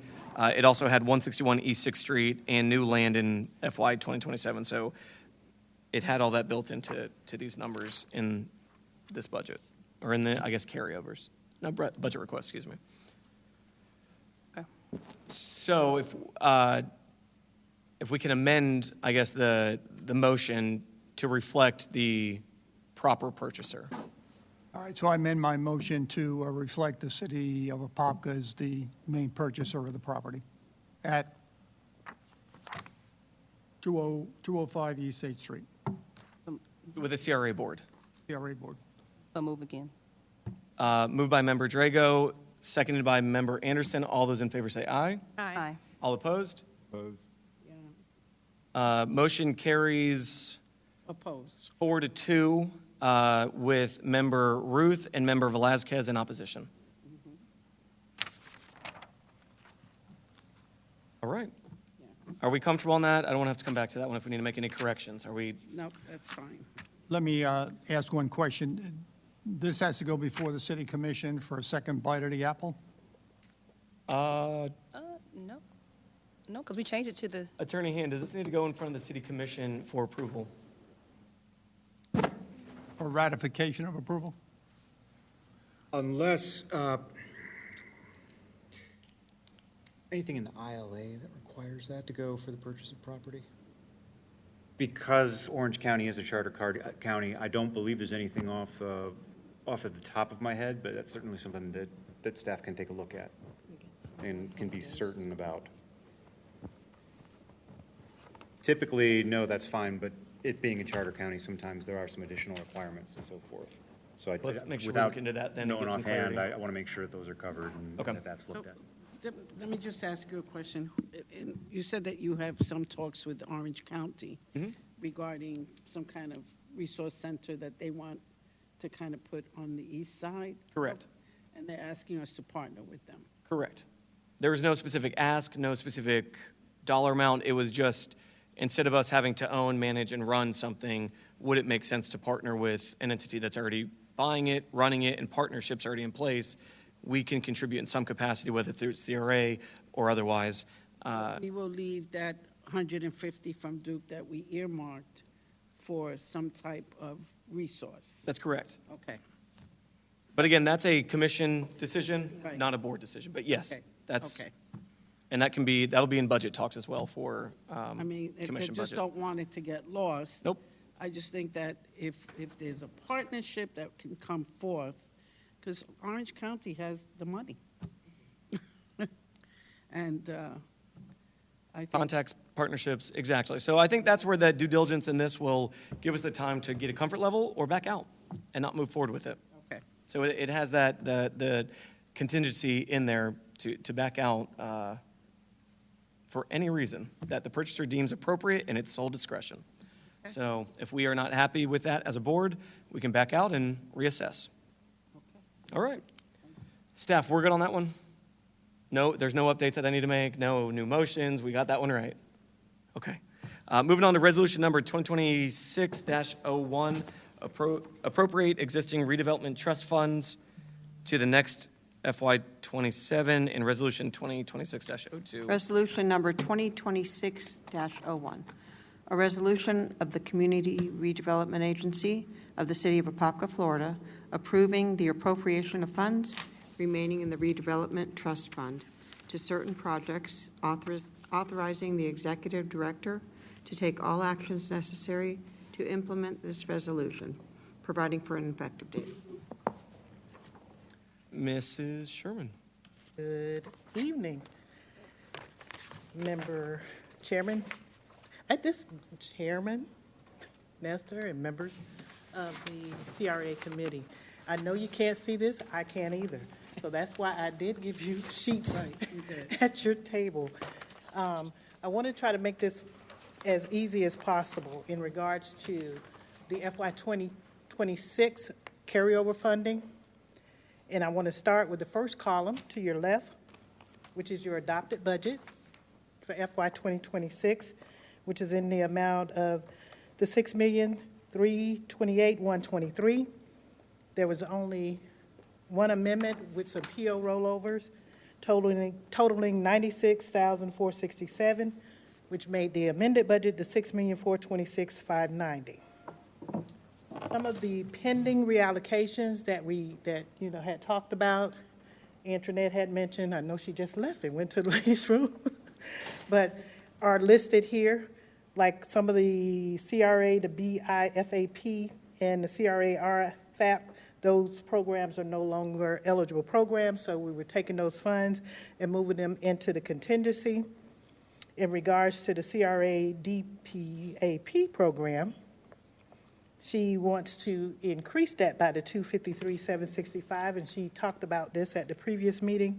And some of those fundings are coming from the contingency as well as from the $103,755, which was the neighborhood park at 8th Street in Highland.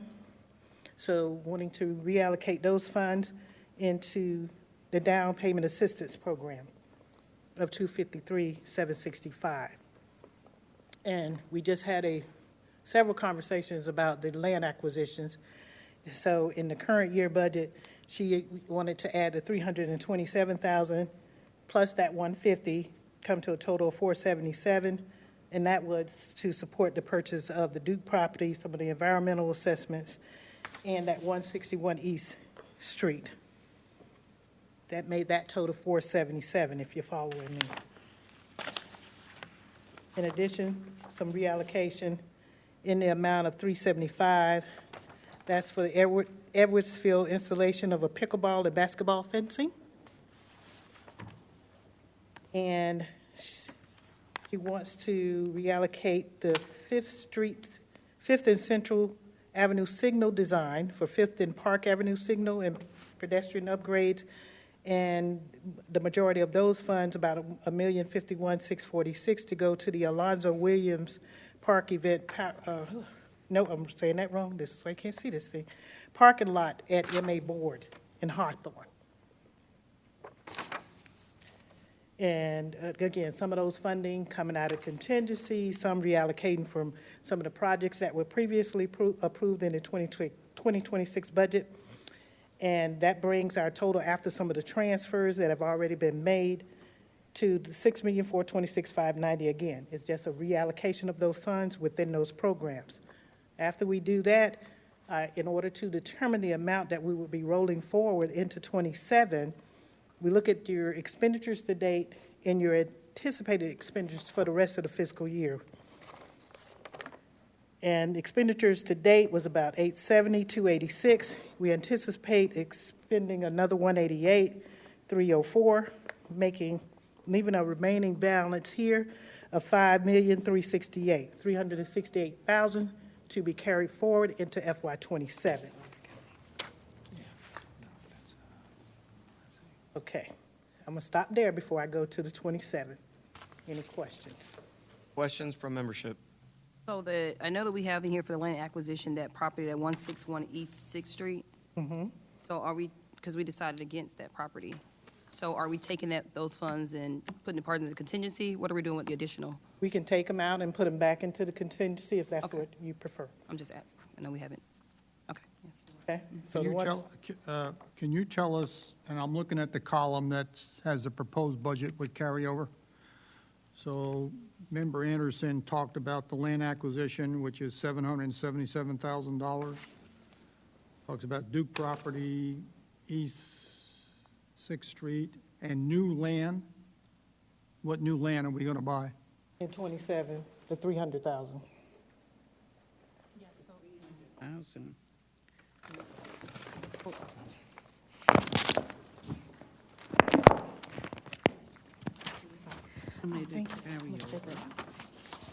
So that was in consideration of not just the Duke property and the other property that the board is now elected not to purchase, but any other, and ancillary, and additional costs, excuse me. But it's also including if there's any other property that may come up available. So our office gets, I'd say, once every couple of weeks ago or so, there is someone that has property that they are interested in the CR potentially purchasing, of which we bring before the board at the time. So additional funds are there in case the board elects that it would like to review property for potential purchase. But as the finance director mentioned, it can be put back into contingency so that at the time you can review on a case-by-case basis and make a decision of whether or not you'd like to transfer the funds specifically for that purchase. It just feels like we're skipping around. So let me concentrate on the proposed budget with carryover. If I may, the first resolution is to carry forward. And Only then the that- Yeah, Estimated carry. Only the dollar amount, not the line item. I want to go over the line item. So Okay. when do I do that? After the resolution's adopted or before? I'm Well, I not- think what the request is don't go through proposed budget and carryover, just go over carryover, is what's being requested by Mrs. Sherman. Correct? 2027? 2026. 26. FY, so it's third from the right. Third from the right. All right, I'll wait till after the resolution to go through it line item by line item. That would be appropriate. we do have line items for the carryover. Okay? So, you know. Okay. Any questions specific to the carryover appropriations? I have questions on line items, but we'll cross that bridge when we get there. Well, we can go No, you through can line go through items the line of items. carryovers. Okay. So in reference to the downtown Apopka Trail, isn't that completed already? I think phase one is completed. Phase one. So is this item specifically for phase two, or it's not specific in terms of what My this? understanding, when it was 1.3 first set up, million it was is phase for? 2 and phase 3. They were going to break it out in 3 phases. Okay, so that's what this 1.3 is for? Yes, ma'am. Okay. My next question is in reference to the Fifth and Central Avenue signal design. I see that there's no carryover. That's the part she wants to reallocate, the 1.3 from that, 1.350646. If you see in that reallocation column, this color is blue. She's reallocating those funds into other programs, and the majority of which is into the parking lot at MA Board in Hawthorne. May I ask why you want to reallocate that to the Absolutely. parking lot on Hawthorne? Yes, so, and while I'm answering, I'm also going to ask Parks to come up, because this was a request specifically by our Parks Department in order to deal with a lot of the significant amount of traffic that they get due to the games and the recreation programs that they have. And specifically to that project for Fifth and, what was it called? Fifth and Central. Fifth and Central. So there's been very little movement thus far. So my conversations with Public Works is that they're looking at possibly breaking it out into phases in order to hopefully get more traction on it. But in the interim, we want to make sure that we move forward in making sure that we are compliant with our expenditure requirement with the county. And we also want to find projects that we could move forward that still provides a significant enough impact. So that project, Fifth and Central, is not off the table. When it becomes available and is ready to move, then we will put that in future budget. When you say a little movement, what do you mean by that? Is it? Well, and I'll describe it on Is like that- on a higher level. Yeah. Then, and obviously, Mr. Somanowski can provide specific updates to this. Interest in terms of? But what's happening is that we have staff that they have ownership of projects, but they have 15 different projects. So that specific project doesn't get a priority or only gets, hey, every time it kind of comes to the loop of They just what we're put it working to the on, side. it takes some time. So there's where the delays are coming in. And that's where it's staff time. It's just span of control of the amount of projects we have, Okay. unless I'm wrong. Yes. So the design hasn't started on that, on the traffic signal. We're looking now into at least getting the pedestrian signalization there for the crosswalks.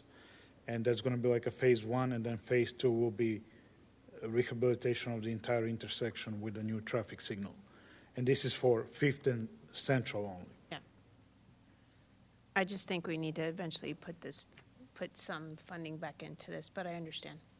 And I can also tell you that the last conversation I had with the county in relation to the extension, their request was, hey, you have projects with a significant budget line item to it, of which, when will we see movement on those? So this is intentional in moving it to projects that there will provide movement, but recognizing that the project, when it's ready, we will bring it back before the board to reallocate some funding. Okay. Thank you. Any other questions specific to the line items for carryover appropriation? Yeah, what is an MA board? Is that an electronic board of some sort? It's a street That's a street. Here. named after a resident. Yeah, it's a street. Which street is that? MA board. Oh, A MA board. board. Board. Yeah. Any additional questions from membership? I do want to, because we had to approve this separately, correct? Yes. Okay. I want to open up to public then right now. Okay. Anybody from the public wish to speak on the carryover appropriations? All right. Oh, Leroy Bell, I don't have my hearing aids in today. This was MA board in 6th or 5th? Hawthorne, I thought. Hawthorne. MA Board and Hawthorne. That's on 6th Street, which is MA board. That would be the parking lot across from Lorenzo. Alonzo Williams. Oh, yeah. Correct. And that, yes, I'm hoping that you guys will approve that because we really need that for the facility. And I know that Miss Cindy, they put in water and put in electric. And we really need for events, I think also, not just the parking lot, the drainage of the fields, but I think that's a good project, and I think, I'm hoping that you guys will approve that for the move over, however you want to put it. Thank you, Mr. Bell. Well, there's $50,000 in there for the parking. No, there's 1 point. No, for Edwards Field, there's $50,000. Yeah. Edwards Field. Edwards Field. That's Edwards Field. Alonzo, Lonzo Williams A lot just of MA below. board and Hawthorne is Okay. a little over $1 million. .300,007. I can't even see. That's those not the number, but numbers. that's Have okay. Alonzo Williams Park event. $1 million power and water something. upgrades. It's on Just there. below Mr. it, Hall. Just below it. Yeah, I was just trying to do, Parking lot. wait till everybody finish, and so it's all good. Sylvester Hall. Alonzo William Park. I live in Rock Springs Ridge, and I frequently go right out of my backyard, across the street, and go over to Jason DeWillen and visit the Norfolk Recreation Center. And it's beautiful most of the time. But I look at how we upkeep, and I look at what is there. And maybe a couple of weeks ago, Leroy and I went to Alonzo William Park on a Sunday. The guys was out playing soccer, and they had to move the goalposts away from the water so they can play on the side that was dry. And when you walk on the field and where you thought was grass, your shoes just sink down into the mud. Leroy mentioned earlier, everything that we're planning with the CRA is on one side and there's nothing on the other side. That's one little park, Alonzo William Park, that we have pretty much just left to stand for itself. I complain over and over about no electrical outlets when we have events, when the vineyards come out there to hook up. There was nothing. Thank you for finally getting that into place. But I asked the guys, I say, if you got to use the restroom, where do you go? There's about maybe 6 to 10 big oak trees. They just go behind the oak trees. Well, if you got to do a number 2, what do you do? So when Mother Nature called, you just do what you got to do. So it's a shame that we don't have not one outside restroom at Alonzo William Park. Not one outside restroom. I don't took my pictures and everything, so I'm putting my presentation together also, but I'm watching you guys and how you go about distributing CRA funds in certain areas. That park, when you have Juneteenth, if that parking area wasn't available, where would people park? Because any event you have over there, you go look at parking, that little area pretty much overflows. But yet and still, we've been asking for years for a parking lot over there. Then the parking space that you have right in front, if you have a big SUV, you're blocking traffic. You're behind, it's sticking in the road.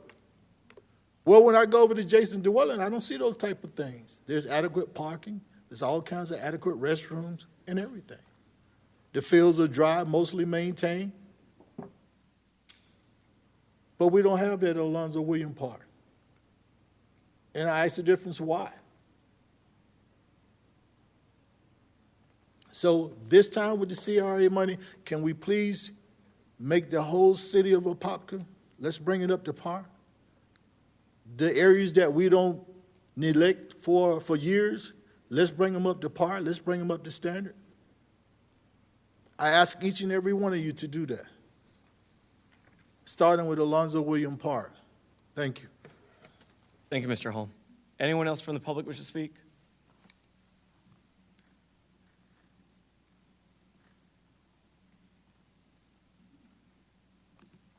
Christine Moore, 141 South Central. I did attend the training. I'm certified in the Florida redevelopment area. I did that last year, and I also live in it.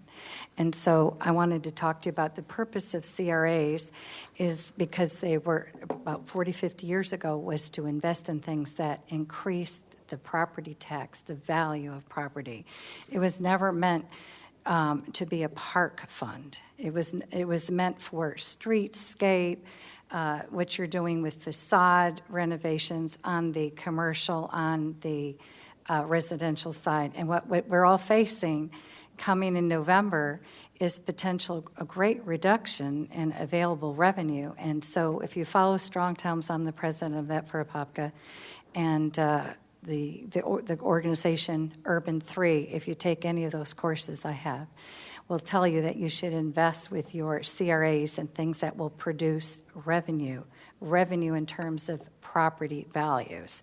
So if you're putting a lot of money in parks, I would just ask you to say, how does that increase the revenue downtown? I also had a conversation with Byron Brooks the other day, and they're really looking, the county, and I'm not there now, but they're really looking to reduce your funding. So I really encourage you with this budget to invest in things that will show increased property tax revenue. So streetscapes in a commercial area, great. Anything you're doing on Fifth Street, I applaud that because that can potentially bring you more revenue and people building. But investing in parks, they could make the argument to you that that should come out of your parks fund. So I love all the renovation programs on the commercial and the residential side, but the key is, if you think about this, we're going to have less revenue coming from residential. But where we will still have revenue is from commercial and industrial. So I really encourage you with this revenue to think about downtown, how you can increase your commercial tax base. Thank you. Thank you, Ms. Moore. Anybody else from the public wish to speak? All right, we will close public comment. Any questions, final comments from membership? I have one Yes. question, and I'm just kind of curious, and I was going to kind of segue off Commissioner Moore's comments. West Orange Street doesn't have sidewalks, First Street doesn't have sidewalks, Oak Street doesn't have sidewalks, Myrtle doesn't have sidewalks, Monroe don't have sidewalks, East Third Street don't have sidewalks, North Lake Avenue don't have sidewalks, and North Washington don't have sidewalks. They're all in the CRA district. And to cross from the west side of town to the east side to even go to the park, you're going to take your life to cross Park Avenue to get to the park. That's risky at best, and you certainly, without traffic control, you can't get from the west side to the east side. With that in mind, are you proposing to move money around to something else, No, reallocate? I meant when we're talking about CRA funds, these are legitimate areas where that money is intended to go. And all these streets, run north, south, east, and west. So it's contiguous. What's not on the east is the same on the west, and what's not on the north is the same on the south. And we can definitely reallocate funds or move them around. And as we navigate, let's say on our November meeting, the budget's set, but we can in some capacity, After the Budget adoption. amendments? Yeah, it'll be an amendment. yeah, We'll have to to say, come back hey, as an we want to reallocate, or the parking lot. Well, the reallocation wouldn't be an amendment, but we've done reallocations throughout the year, only if we're increasing the budget overall. Gotcha. Okay. These streets also handle 3 schools, Orange County schools, and these kids walk in the middle of Lake Street. So I think there's a I think definite. we need to be aware of the fact that, I took it upon myself to put stop signs for that reason, the lack of sidewalks. And we did that 10 years ago. Well, I think we can definitely find a balance in this budget to be able to allocate funds for sidewalks. That definitely does help with improving what the CRA should be doing, as well as a parking lot. What's interesting about a parking lot, too, for a park is it helps to bring more vendors down. It helps to bring more events. It helps to create an atmosphere of commerce and community. And if you have a park in a neighborhood that is nice and well kept and something people want to go, it will increase property values in that area. So I think there's strategy behind that. I don't think it's based on anything other than a strategy that improves the area. So, and again, we can edit as we need to or adjust as we need to. And if we want to have more consistent meetings too, to pivot quickly with these budgets, we can do that as well. So keep that in mind. We don't have to wait just quarterly. We can do monthly. We can do what this board prefers to do. So just keep that in mind as we navigate forward, because I think pivoting quickly is going to be our key to success on this board. So any final questions or comments? Are those sidewalks you mentioned, are they in the northwest section of the city? In the northwest? Of the CRA, yes. They're in the entire CRA district. Well, in the budget, they have sidewalks north-west. Doesn't have south and east, so I just named every street that doesn't have a sidewalk. I wasn't particular of east, west, north. The streets I named do not have sidewalks. okay. And again, we can work to allocate as needed or as we want to prioritize, or have some staff go out there and say, hey, this is kind of the main thoroughfare area, let's prioritize those, and then go from there. I know, but we had a resident that had been advocating for Lake Avenue for a long time, for a few years. And that would be Mr. Roger Beckett, who I can remember for the last 4 or 5 years he's been advocating. And it's correct, there's a lot of school kids that use those streets, and they use the actual street to get to the schools. We have Dream Lake, Apopka Middle, and Apopka Elementary, in the high school. Yeah, all in that corridor there. So, well, again, we can edit as we prioritize or as we want to prioritize. We can adjust these to staff and then go from there. So, any final comments? If not, I'll look for Let me get one clarification, if you Yes. don't mind, Mr. Chairman. The 299, that is for the 161 East 6th Street Yes. We're going to put those funds back into the contingency. That's going to be a modification here, Okay, correct? yes, Okay. and then we can reallocate as needed. Probably need to prioritize reallocating those, right? That would make sense. Is that out of the 777,000? Yes, but it's the 477. It's a part of that 477. Yeah, so how much are you, 299,000. Did you allocate any additional dollars for the environmental on that one, though?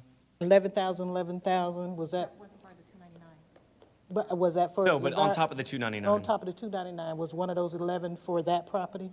No, not specifically. We gave two 11s. It's two 11s that are in there. I know one was for the Duke property, and I guess like any new property, Correct, so that would be associated with the new property, the other 11,000. Okay. correct. All right, well, I will look for a motion then to approve resolution number 2026-01 with the amendment or change of the 161 East Sixth Street allocation. And that is Into in the contingency. amount of the $6,127,366. And that includes the carryover from 26 in the amount of $5,368,000 and some prior year carryover in the amount of $759,366. all right, Mr. Chair, I have a couple of questions. I've always been a proponent that when the cities get to sign documents, legal documents, it should always be an elected official, because that's what the voters voted for. So with that said, I'm prepared to make a motion with amendments to Resolution 2026-04. So I move to adopt Resolution 2026-04 with the following amendments. I hate to interrupt, we don't have that currently, correct? We have Have what? that resolution. Yeah. It's right here. We have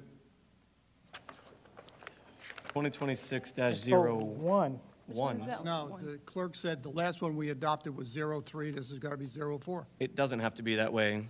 No. This is the first one. This one is 2026-01. Then I'm not looking at it in chronological order relative to the agenda. That's correct. So it's 01 is the right number? Yes. Correct. All right. Let me start over again. I move to adopt Resolution 2026-01 with the following amendments. In the title, the word Executive Director gets replaced with Chairman. In Section 2, there's a fiscal year 2025, should be 2026.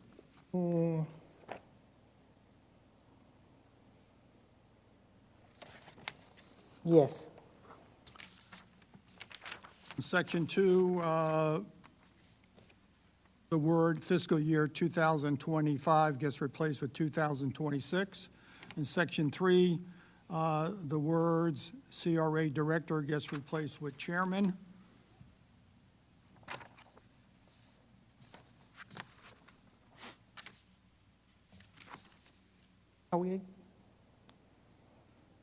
Can we do that? Change that from Executive Director to Chairman? Got a motion by Member Drago. Do I have a second? I'll second. Second by Member Barron. All those in favor say aye. Aye. All opposed? Motion carries unanimously. Thank you. Now we go. Next up, resolution number 2026-02. Oh, Resolution 2026-02, a resolution of the Community Redevelopment Agency. Mike. oh, Can you hear me? Resolution 2026-02, a resolution of the Community Redevelopment Agency of the City of Apopka, Florida, adopting the annual budget for fiscal year 2026-2027. Mrs. Sherwin. yes. The item before you, which, again, I apologize. I can't see it. I know you can't.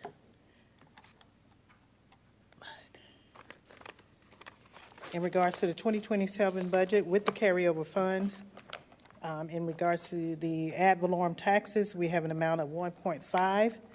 Interest income, 217,000. The carryover amount of 6,127,000. Professional services, 195,000.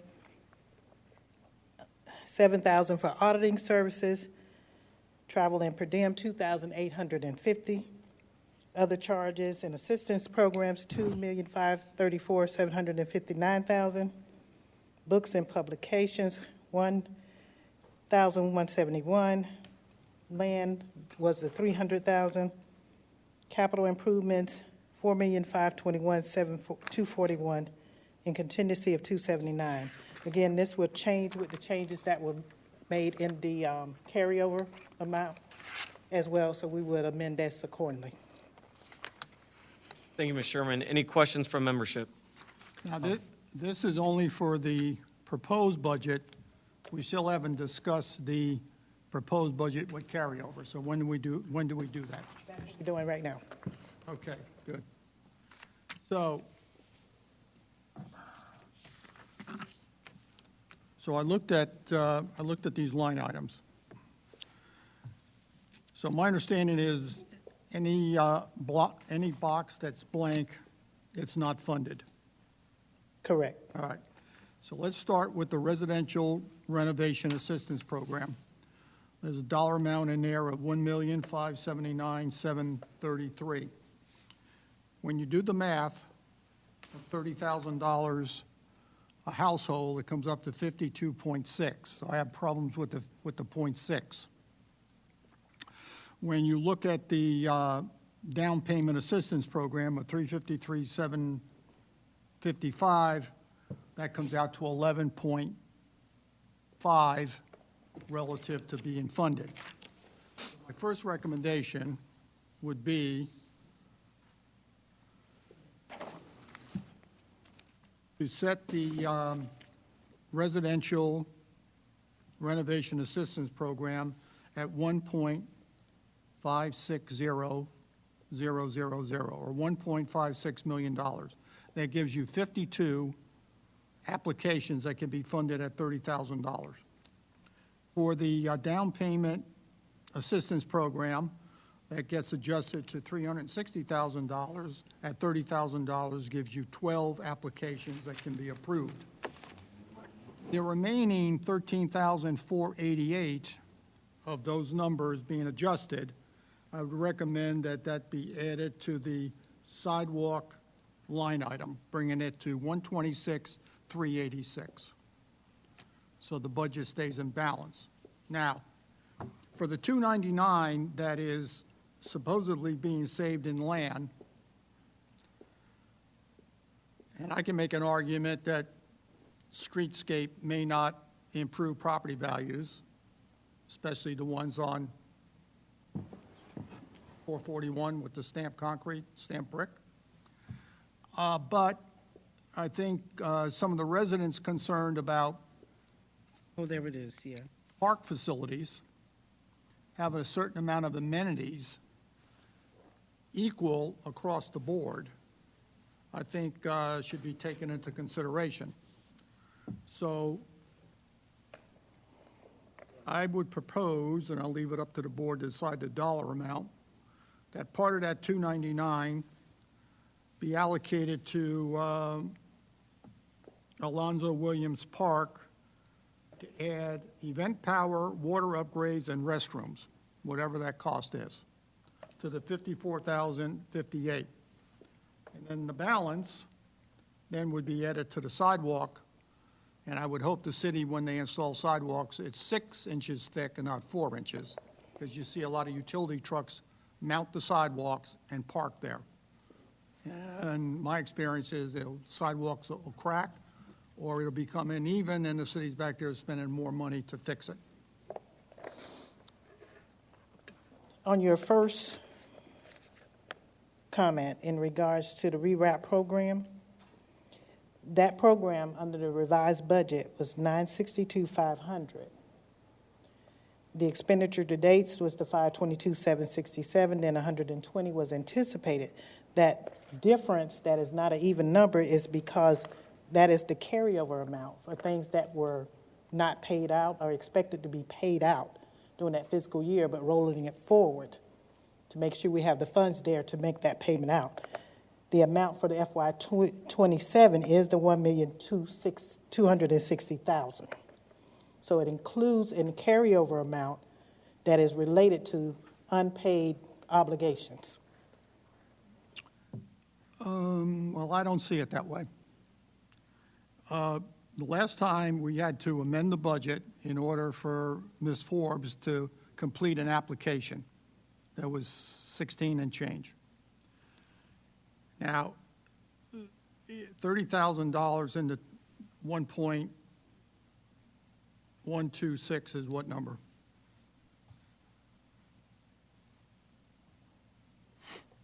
Don't have a calculator? They didn't give it to me in school. 42. How much? 42. 42. I don't think we're set on that 30,000. I think it's just, we're still massaging that number, right? I don't think we're Correct. set on that. Well, I think that, Right. you're referencing the RRAP right now? Mhm. Okay. On So the that one RRAP, we're okay. still, Set- yeah, that Okay, one the we're other, still- other line, okay, yeah. Not the down payment, yeah, okay. No. That's the renovation Yeah, okay, program yep, I got Yeah, it. that's, I got RRAP. it. We got it. that was adopted this year, and Ms. Forbes spent, I think they had 30 applications or something like that, at $30,000 each. Now, some may be less, some may be more. But what I heard her tell us, she spent all the money, or allocated the money. So therefore, And this is how we cover those allocations that have not been paid, to Paid out, carry yeah. this money To carry. forward. okay. So the 100,000, then, that needs to be upped in order to come up with some round number at $30,000. Otherwise, she's going to be coming back saying, I can only do 9.75, and we have to find money for the 7.5. So the program, the program allows for up to 30,000, but not all applications receive that 30,000. It is contingent upon the quote and the scope of work that we get from the approved general contractor. So some folks got the full 30,000, but there are some that got as small as 10,000. It really just depended on the scope of work that they did. That being said, if the will of the board is to increase it to a rounder number, we can definitely do that. I just wanted to offer clarity that not everyone got specifically 30,000. No, I was talking about the down payment. The budget says 100,000. So if you allocate 30, it's not a round number. Correct. So it would be in the same thread as the rewrap, that not every application will receive the entire 30,000. It will be based on the amount of funding that's available, as well as the amount of funding that they're requested and eligible to receive. So the carryover amount of 319 and 253 has some encumbrance attached to it. Is that right? Yes. Well, not the At least for the 250 rewrap, I know. Yeah, not the 253. Yeah, the rewrap did. The 253 is kind of new reallocation. All right, but the down payment assistance program, that's being presented to us now, so that was not in the 26 budget as a carryover? It is in the 26 budget as a carryover, but it was provided to you as a reallocation. So no money has been spent. Correct. Okay, so my original argument stands. It should be a round number in order for Ms. Forbes to have an even amount of applications relative to $30,000. But that's with the assumption that every single applicant spends 30,000. Well, the budget has to be made on some assumptions. And what I'm hearing. And this one is already. And we're not really sure, remember, we were massaging that still. We haven't decided if we're going to get 30,000, 20,000, like, we're still kind of massaging that from my understanding. But I understand your position, but I think it's, Because these numbers will change as we get to November, or if we have additional meetings to work these around to where we find new priorities, where we choose to pivot.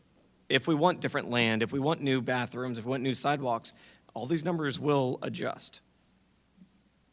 If we want them to. Okay, so the extra 299. Is there an appetite to put some into Alonzo Park for bathrooms and some added to sidewalks? It is. I was just going to bring that up. Definitely the Alonzo William Park, the outside bathroom. I know it's something we had discussed once before. So I thought we were getting like a estimate on that. I remember we talked about it one time. Remember? I think I asked for it before. Chris Richter with the Parks and Rec Department. We did get some prefab estimates ranging anywhere from about 250 to 300. Okay. So Prefabs. Prefab. either 4 or 6 stall prefab. What does that look? I'm so sorry. What does that look like? I don't like prefab. It's like basically a concrete prefab building. Okay. Depending on, you can do 4 or 6 stalls. Is it similar to what we have like Northwest Rec? Correct. What did that Think of like the question? concession stands. Thank you. Yeah, yes. the smaller concession stands between the fields. Okay, it looked like, okay, that's what, okay. Correct. I just want to make sure in my. So still a legitimate building. Okay, I'm like, wait a Yes. minute. We go. What did that cost us? I'm not sure Okay. on that one. Yeah. What did that cost prefab. us by the amphitheater? I'm not certain on those. I know the most recent ones, the estimate came back, depending on if we're doing 4, 6, 8 stalls. Concession stand, no concession stand, those were about 250 to 300 or so. So I think at $299, reallocate, like. Gets us where we need to. Get us where we need to be. And keep in mind, that is just the building, so there's going to be some cost associated with getting power, water, sewer connected. We'll put a bid out for it. That's probably. Well, the money is in there for the water. Yeah, we got the 54,000 already for that. So the $299 to the The Alonzo. Alonzo William bathrooms, okay? bathrooms. Bathrooms. Okay. So make that change. Frustrating. All right, final questions, comments from the board, adjustments? All right, we'll do public comment. Anyone from the public wish to speak?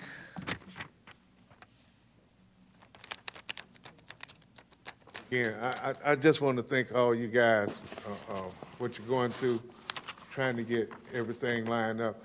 But the comment that I have is, you had a public comment come up saying where the CRA dollars should be spent, with a member Ruth saying that where it definitely, we need sidewalk. We do. We got kids. But this Lorenzo William Park, I remember one commission meeting we was talking about we need to find more revenue because we don't know what's going to happen with these tax dollars with Amendment 3. So you got to look around for money. And by fixing up Lorenzo William Park, by putting a parking lot out there, it's the same way that we use CRA money up at Jason Dwelling with putting over the canvas over the stage. If we put a park out here, if we put a parking lot out here and fix the field up, put a bathroom out there, then we start drawing events out there. If we start drawing events out there, the city start bringing in a revenue. It's not a hindrance. It's something that can help the city. And I really think, like I said, I appreciate what everybody's doing, and I think a lot of residents will. But, I think we need to get away from the language that, is not, I'm looking at one, we're looking down through a lens. We got to see the whole picture. And the whole picture is you can make Lorenzo William Park be a great revenue for the city, and it would pay for itself. All you got to do is invest in it. Thank you, Mr. Bell.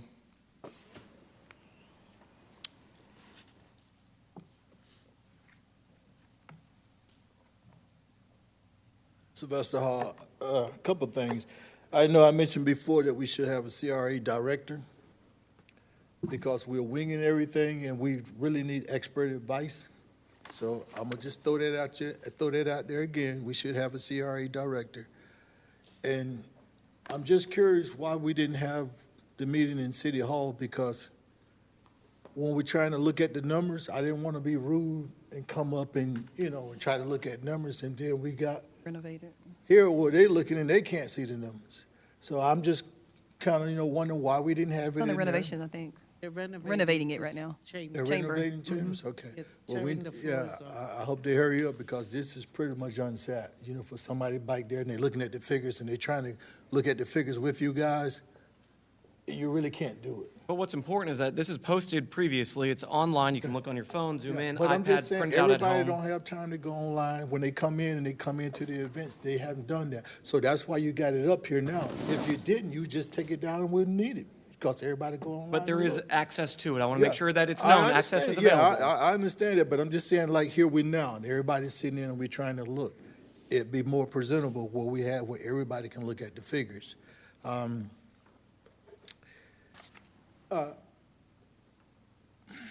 It's a hard balance when we look at things, and it's just depending on one person's vision. It's sad when our country feel like investing in people is not a return on your investment. It's very sad when we feel like an investment on people. And we have some great people coming out of the city of Apopka.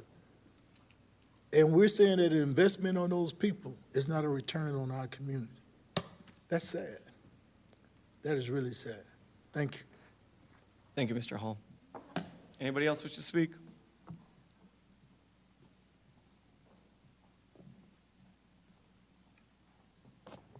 Okay. The CRA Community Redevelopment Agency was created under Statute 163. Apopka CRA was established in 1993. Now, Resolution 9316, Ordinance 783, if I'm not mistaken, to fix blight, aging infrastructure, and some housing shortage. This CRAs cover 633-acre district. It's just not one side. It's the north and the south. This is funded by tax increments financing, which is TIF, TIF, everybody understands. So the northwest side didn't have this kind of money. That was TDT money, tourist investment. Now, where the money goes? Commercial first framing, according to the law. Commercial infrastructure priorities, a streetscape, the downtown Apopka Trail, facade improvements, grant for businesses, publicity, and business support initiatives. This will drive private investment and growth, the tax base that funds everything else. I like the parking lot idea. That's actually one of my ideas for a long time. I hear it now. Yes, it needs to be in Apopka, what we call South Apopka, but it's not really, it's Apopka. We never really had a South Apopka, if you look at our legislation. Yes, it will bring people there, and it will connect us. But the CRA money, most and foremost, goes for commercial development to bring private investment into our much-needed downtown. Thank you, Ms. Brickell.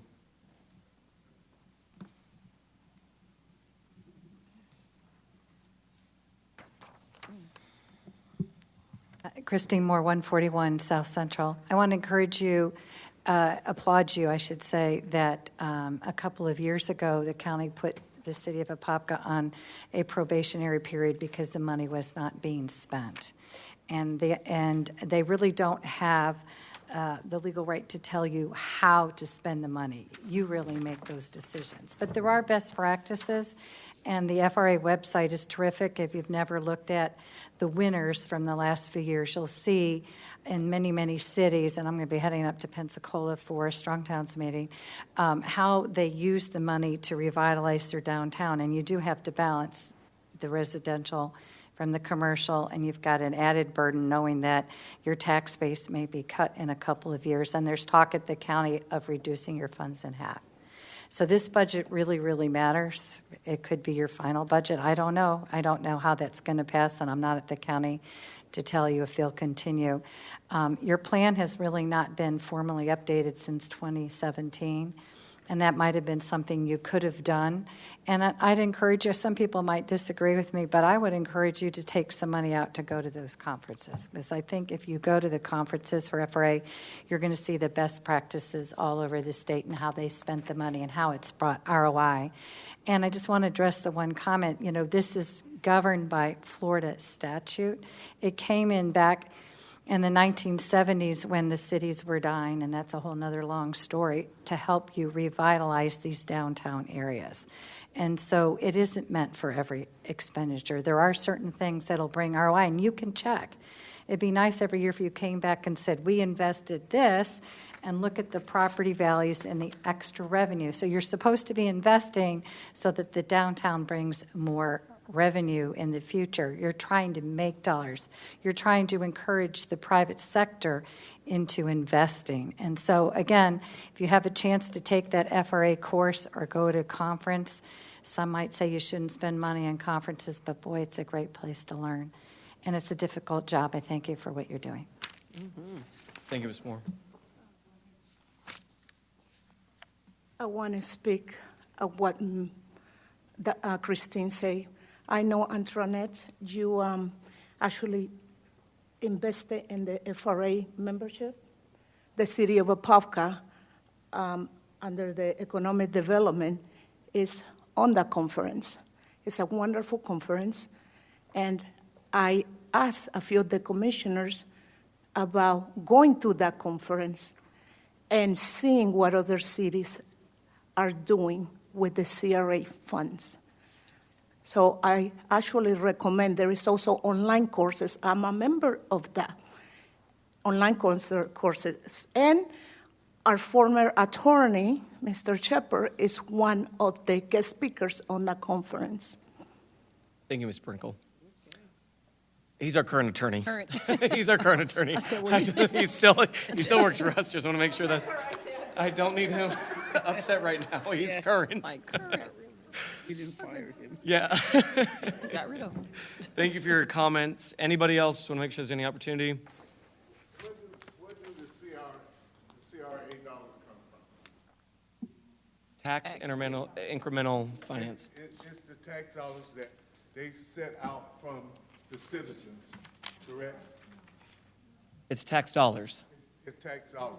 So what I'm saying is, I understand that we need to make Apopka beautiful. It needs to be the beacon on the hill. It needs to be the blueprint of Central Florida. But then, if we're going to do that off the back of the citizens, off the taxpayers' money, we should be able. We should be able. I don't understand all the pushback about all this money going this way. And when taxpayers can see some of their money out the CRA going up to Jason's dwelling and not just downtown for the downtown center, the beautification of downtown. And this is the disconnect with the city, what separates the city. What you do, and in my experience, you can fix all this on this side. I'm saying downtown or whatever. The way you fix it is just simply do what you do on that side. Let's do it downtown and right here. This is a part of the city, the facade too. This bring in, but and just don't shut people out just because Ms. Moore just said, you guys are in charge of this. You spend the money the way that you see fit.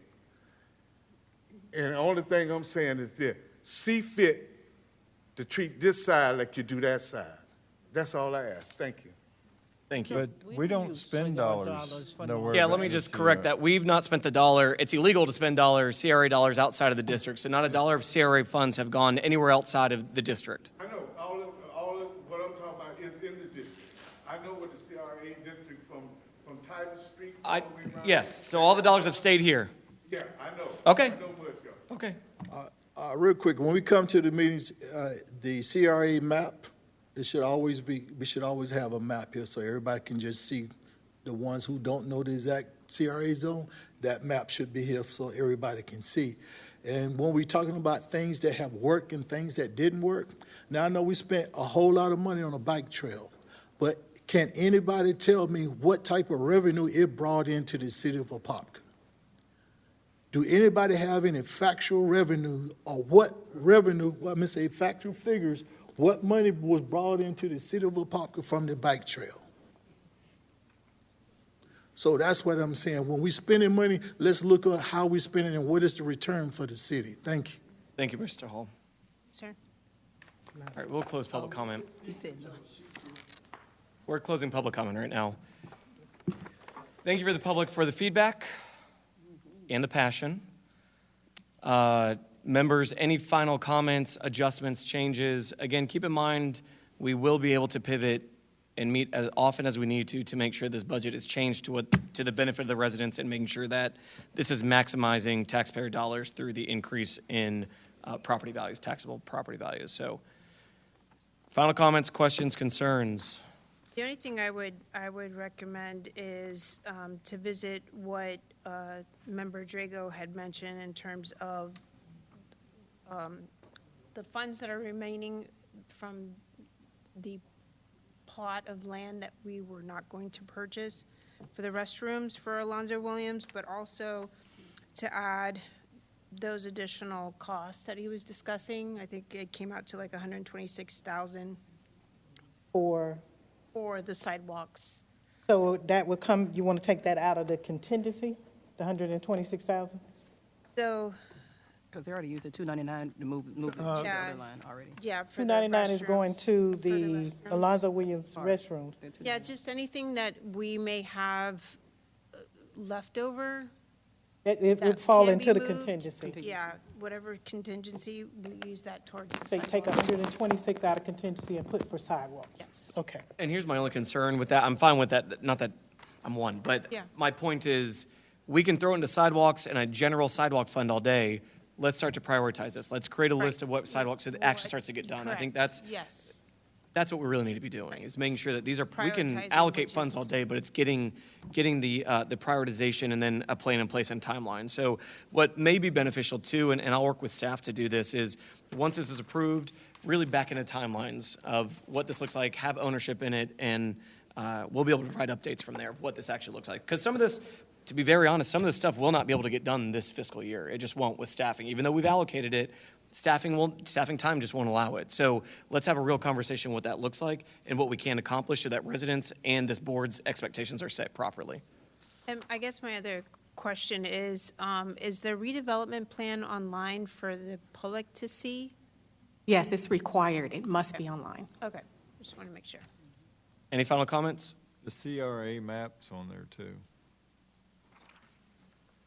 The map is included, okay. I know, but I carry this, so with every course time you I do. come here, I carry Everything. this with me. All right, well, I'll look for a motion to approve resolution number 2026-02 with the adjustments that were made by members. So moved. Moved by member Drago, second by member Anderson. All those in favor say aye. Aye. All opposed, motion carries unanimously. And as usual, I'll make the appropriate changes and send it out to the committee. Thank you. Thank you. Bigger font. Preferably, please. Thank you. Next up, we're going through a staff report of design standards.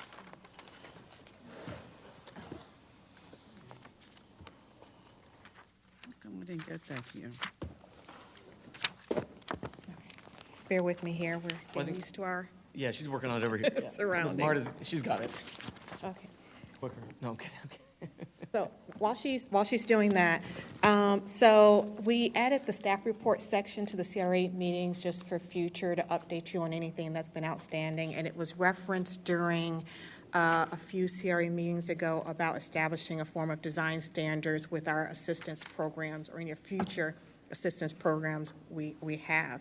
So we went back and kind of talked it over with community development of what that would look like, including a color palette, and realized that it was a lot more involved than we thought it was going to be. And so we're also going at the simultaneously attempting to update our master plan. So our master plan has not been updated since 2017. Best practices say they should be updated every 5 to 6 years.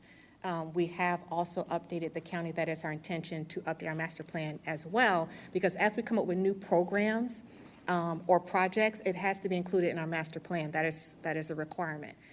And so we want to make sure that we are doing everything that is in line and transparent. So there's a whole kind of memo that talks about the process, but the basic suggestion is that we would update the design standards along with the master plan update simultaneously. That way we maximize the consultant that we use.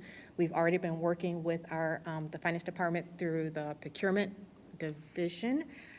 So we have established that scope of work. It is going through the process now that are ideally, we'd like to have that out in the street and be ready to start the beginning or near the beginning of the fiscal year. But that is the intention. So I just wanted to provide the board an update as far as that's concerned. And then I also wanted to let you know that the FRA has established Redevelopment Week. This is the first time they've done it. For those who are unaware, I am on the FRA board. And so this is their first year that they have come up with a redevelopment week for the purpose that CRAs every couple years seem to come under attack. And this is an opportunity to showcase some of the work that they've done.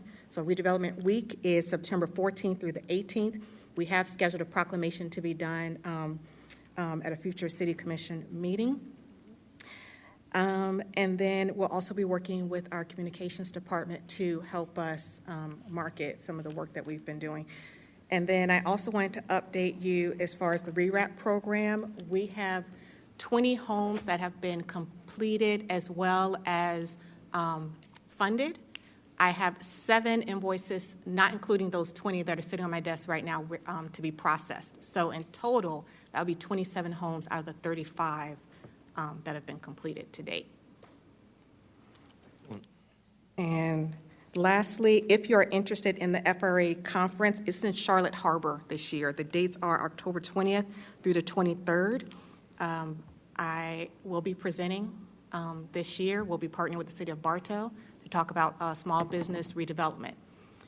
But if you are interested or you're interested in any sort of classes, I can definitely help you with that. I made a note that I will set up accounts for each one of you, so you will be included in future FRA newsletters where they showcase projects that other CRAs are doing. Is it grants for that? Do they have grants? I know some, do they have grants for us to attend?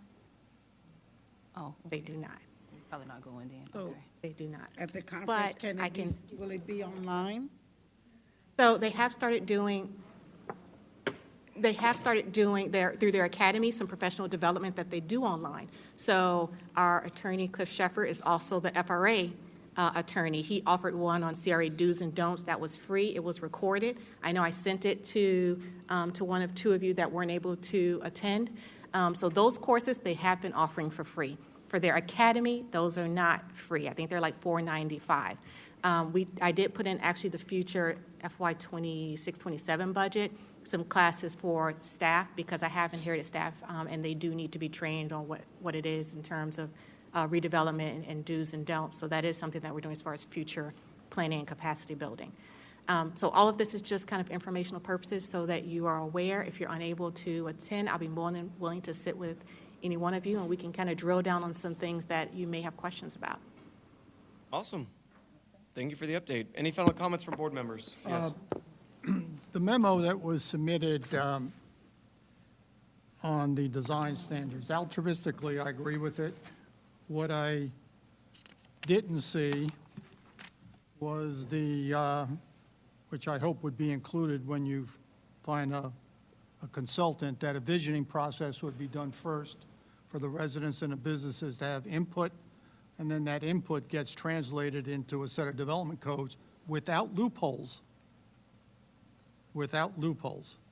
Secondly, it's been the city's practice that if they hire a consultant to come in and do these design standards, codes, and whatever, they accept the same consultant to work for the private sector to represent the private sector relative to the city on the same codes they design. I consider that to be a conflict of interest. So whatever consultant you hire, they get a choice. Either work for us or work for the private sector. You can't have it both ways. And, Mr. Chair, is the business retention and expansion program still valid? Forbes. Can you be a little more specific? What BRE program under the CRA are you referring to? A couple of meetings ago, I asked about a program that your former predecessor developed, which was known as economic gardening. she named it Business Retention and Expansion Program. The former mayor said he would get with you to go over the program. So is it still valid, still?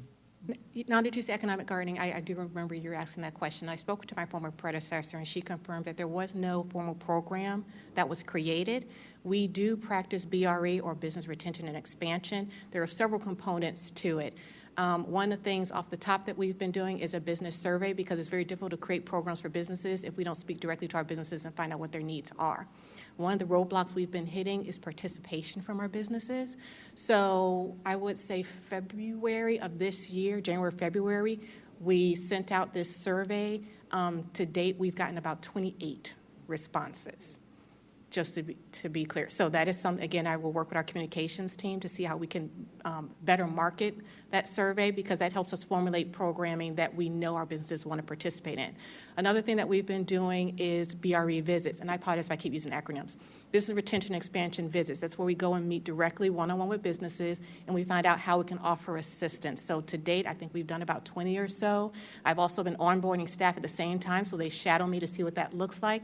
Where business, everything is on the table of how we can help you as a business. So if you have workforce needs, if you have issues with financial analysis, if you have issues of how to market, how to get future customers, we discuss all those things, and then we connect them with resources that are free or minimal costs and show them how they are able to move forward. And then we follow up with them months later to see how progress has been done. So we are starting the process of our BRE program. The growth is incremental because, we first need to do those foundational steps of finding out what our businesses need, so then we can track as we go on to see where we're able to offer assistance. Okay, so the newspaper reports then were erroneous about the Business Retention and Expansion Program. I'm a proponent that some properties in a city CRA needs to be targeted for improvement. So my question is Davis Court in a CRA? Do you have an address of Davis Court? Anybody that wants to answer? Nobody has those memorized. 600 plus acres. Not sure we have that memorized. What was the question? Davis Court. It's right Davis past the Court. railroad tracks. I assume you know the answer, so let's get to the end of this. All right, so Where is Davis Court? when you go by that facility, that one needs some major improvement, because if you didn't know it was in the city of Apopka, you would assume it's in a foreign country. And those people should be afforded the privilege of having their properties improved in order to make their quality of life better. So we have printed out door hangers with the available CRA assistance programs that have been approved. We are working with our code compliance department, and we've asked them, as they go out and see properties that are in need of assistance, that they hang those door hangers up, and hoping to get more interest in some of the programs that we have available. Thank you. Any other final comments, questions, concerns? If not, I'm going to close. All right, we're adjourning. It's happening. We're done.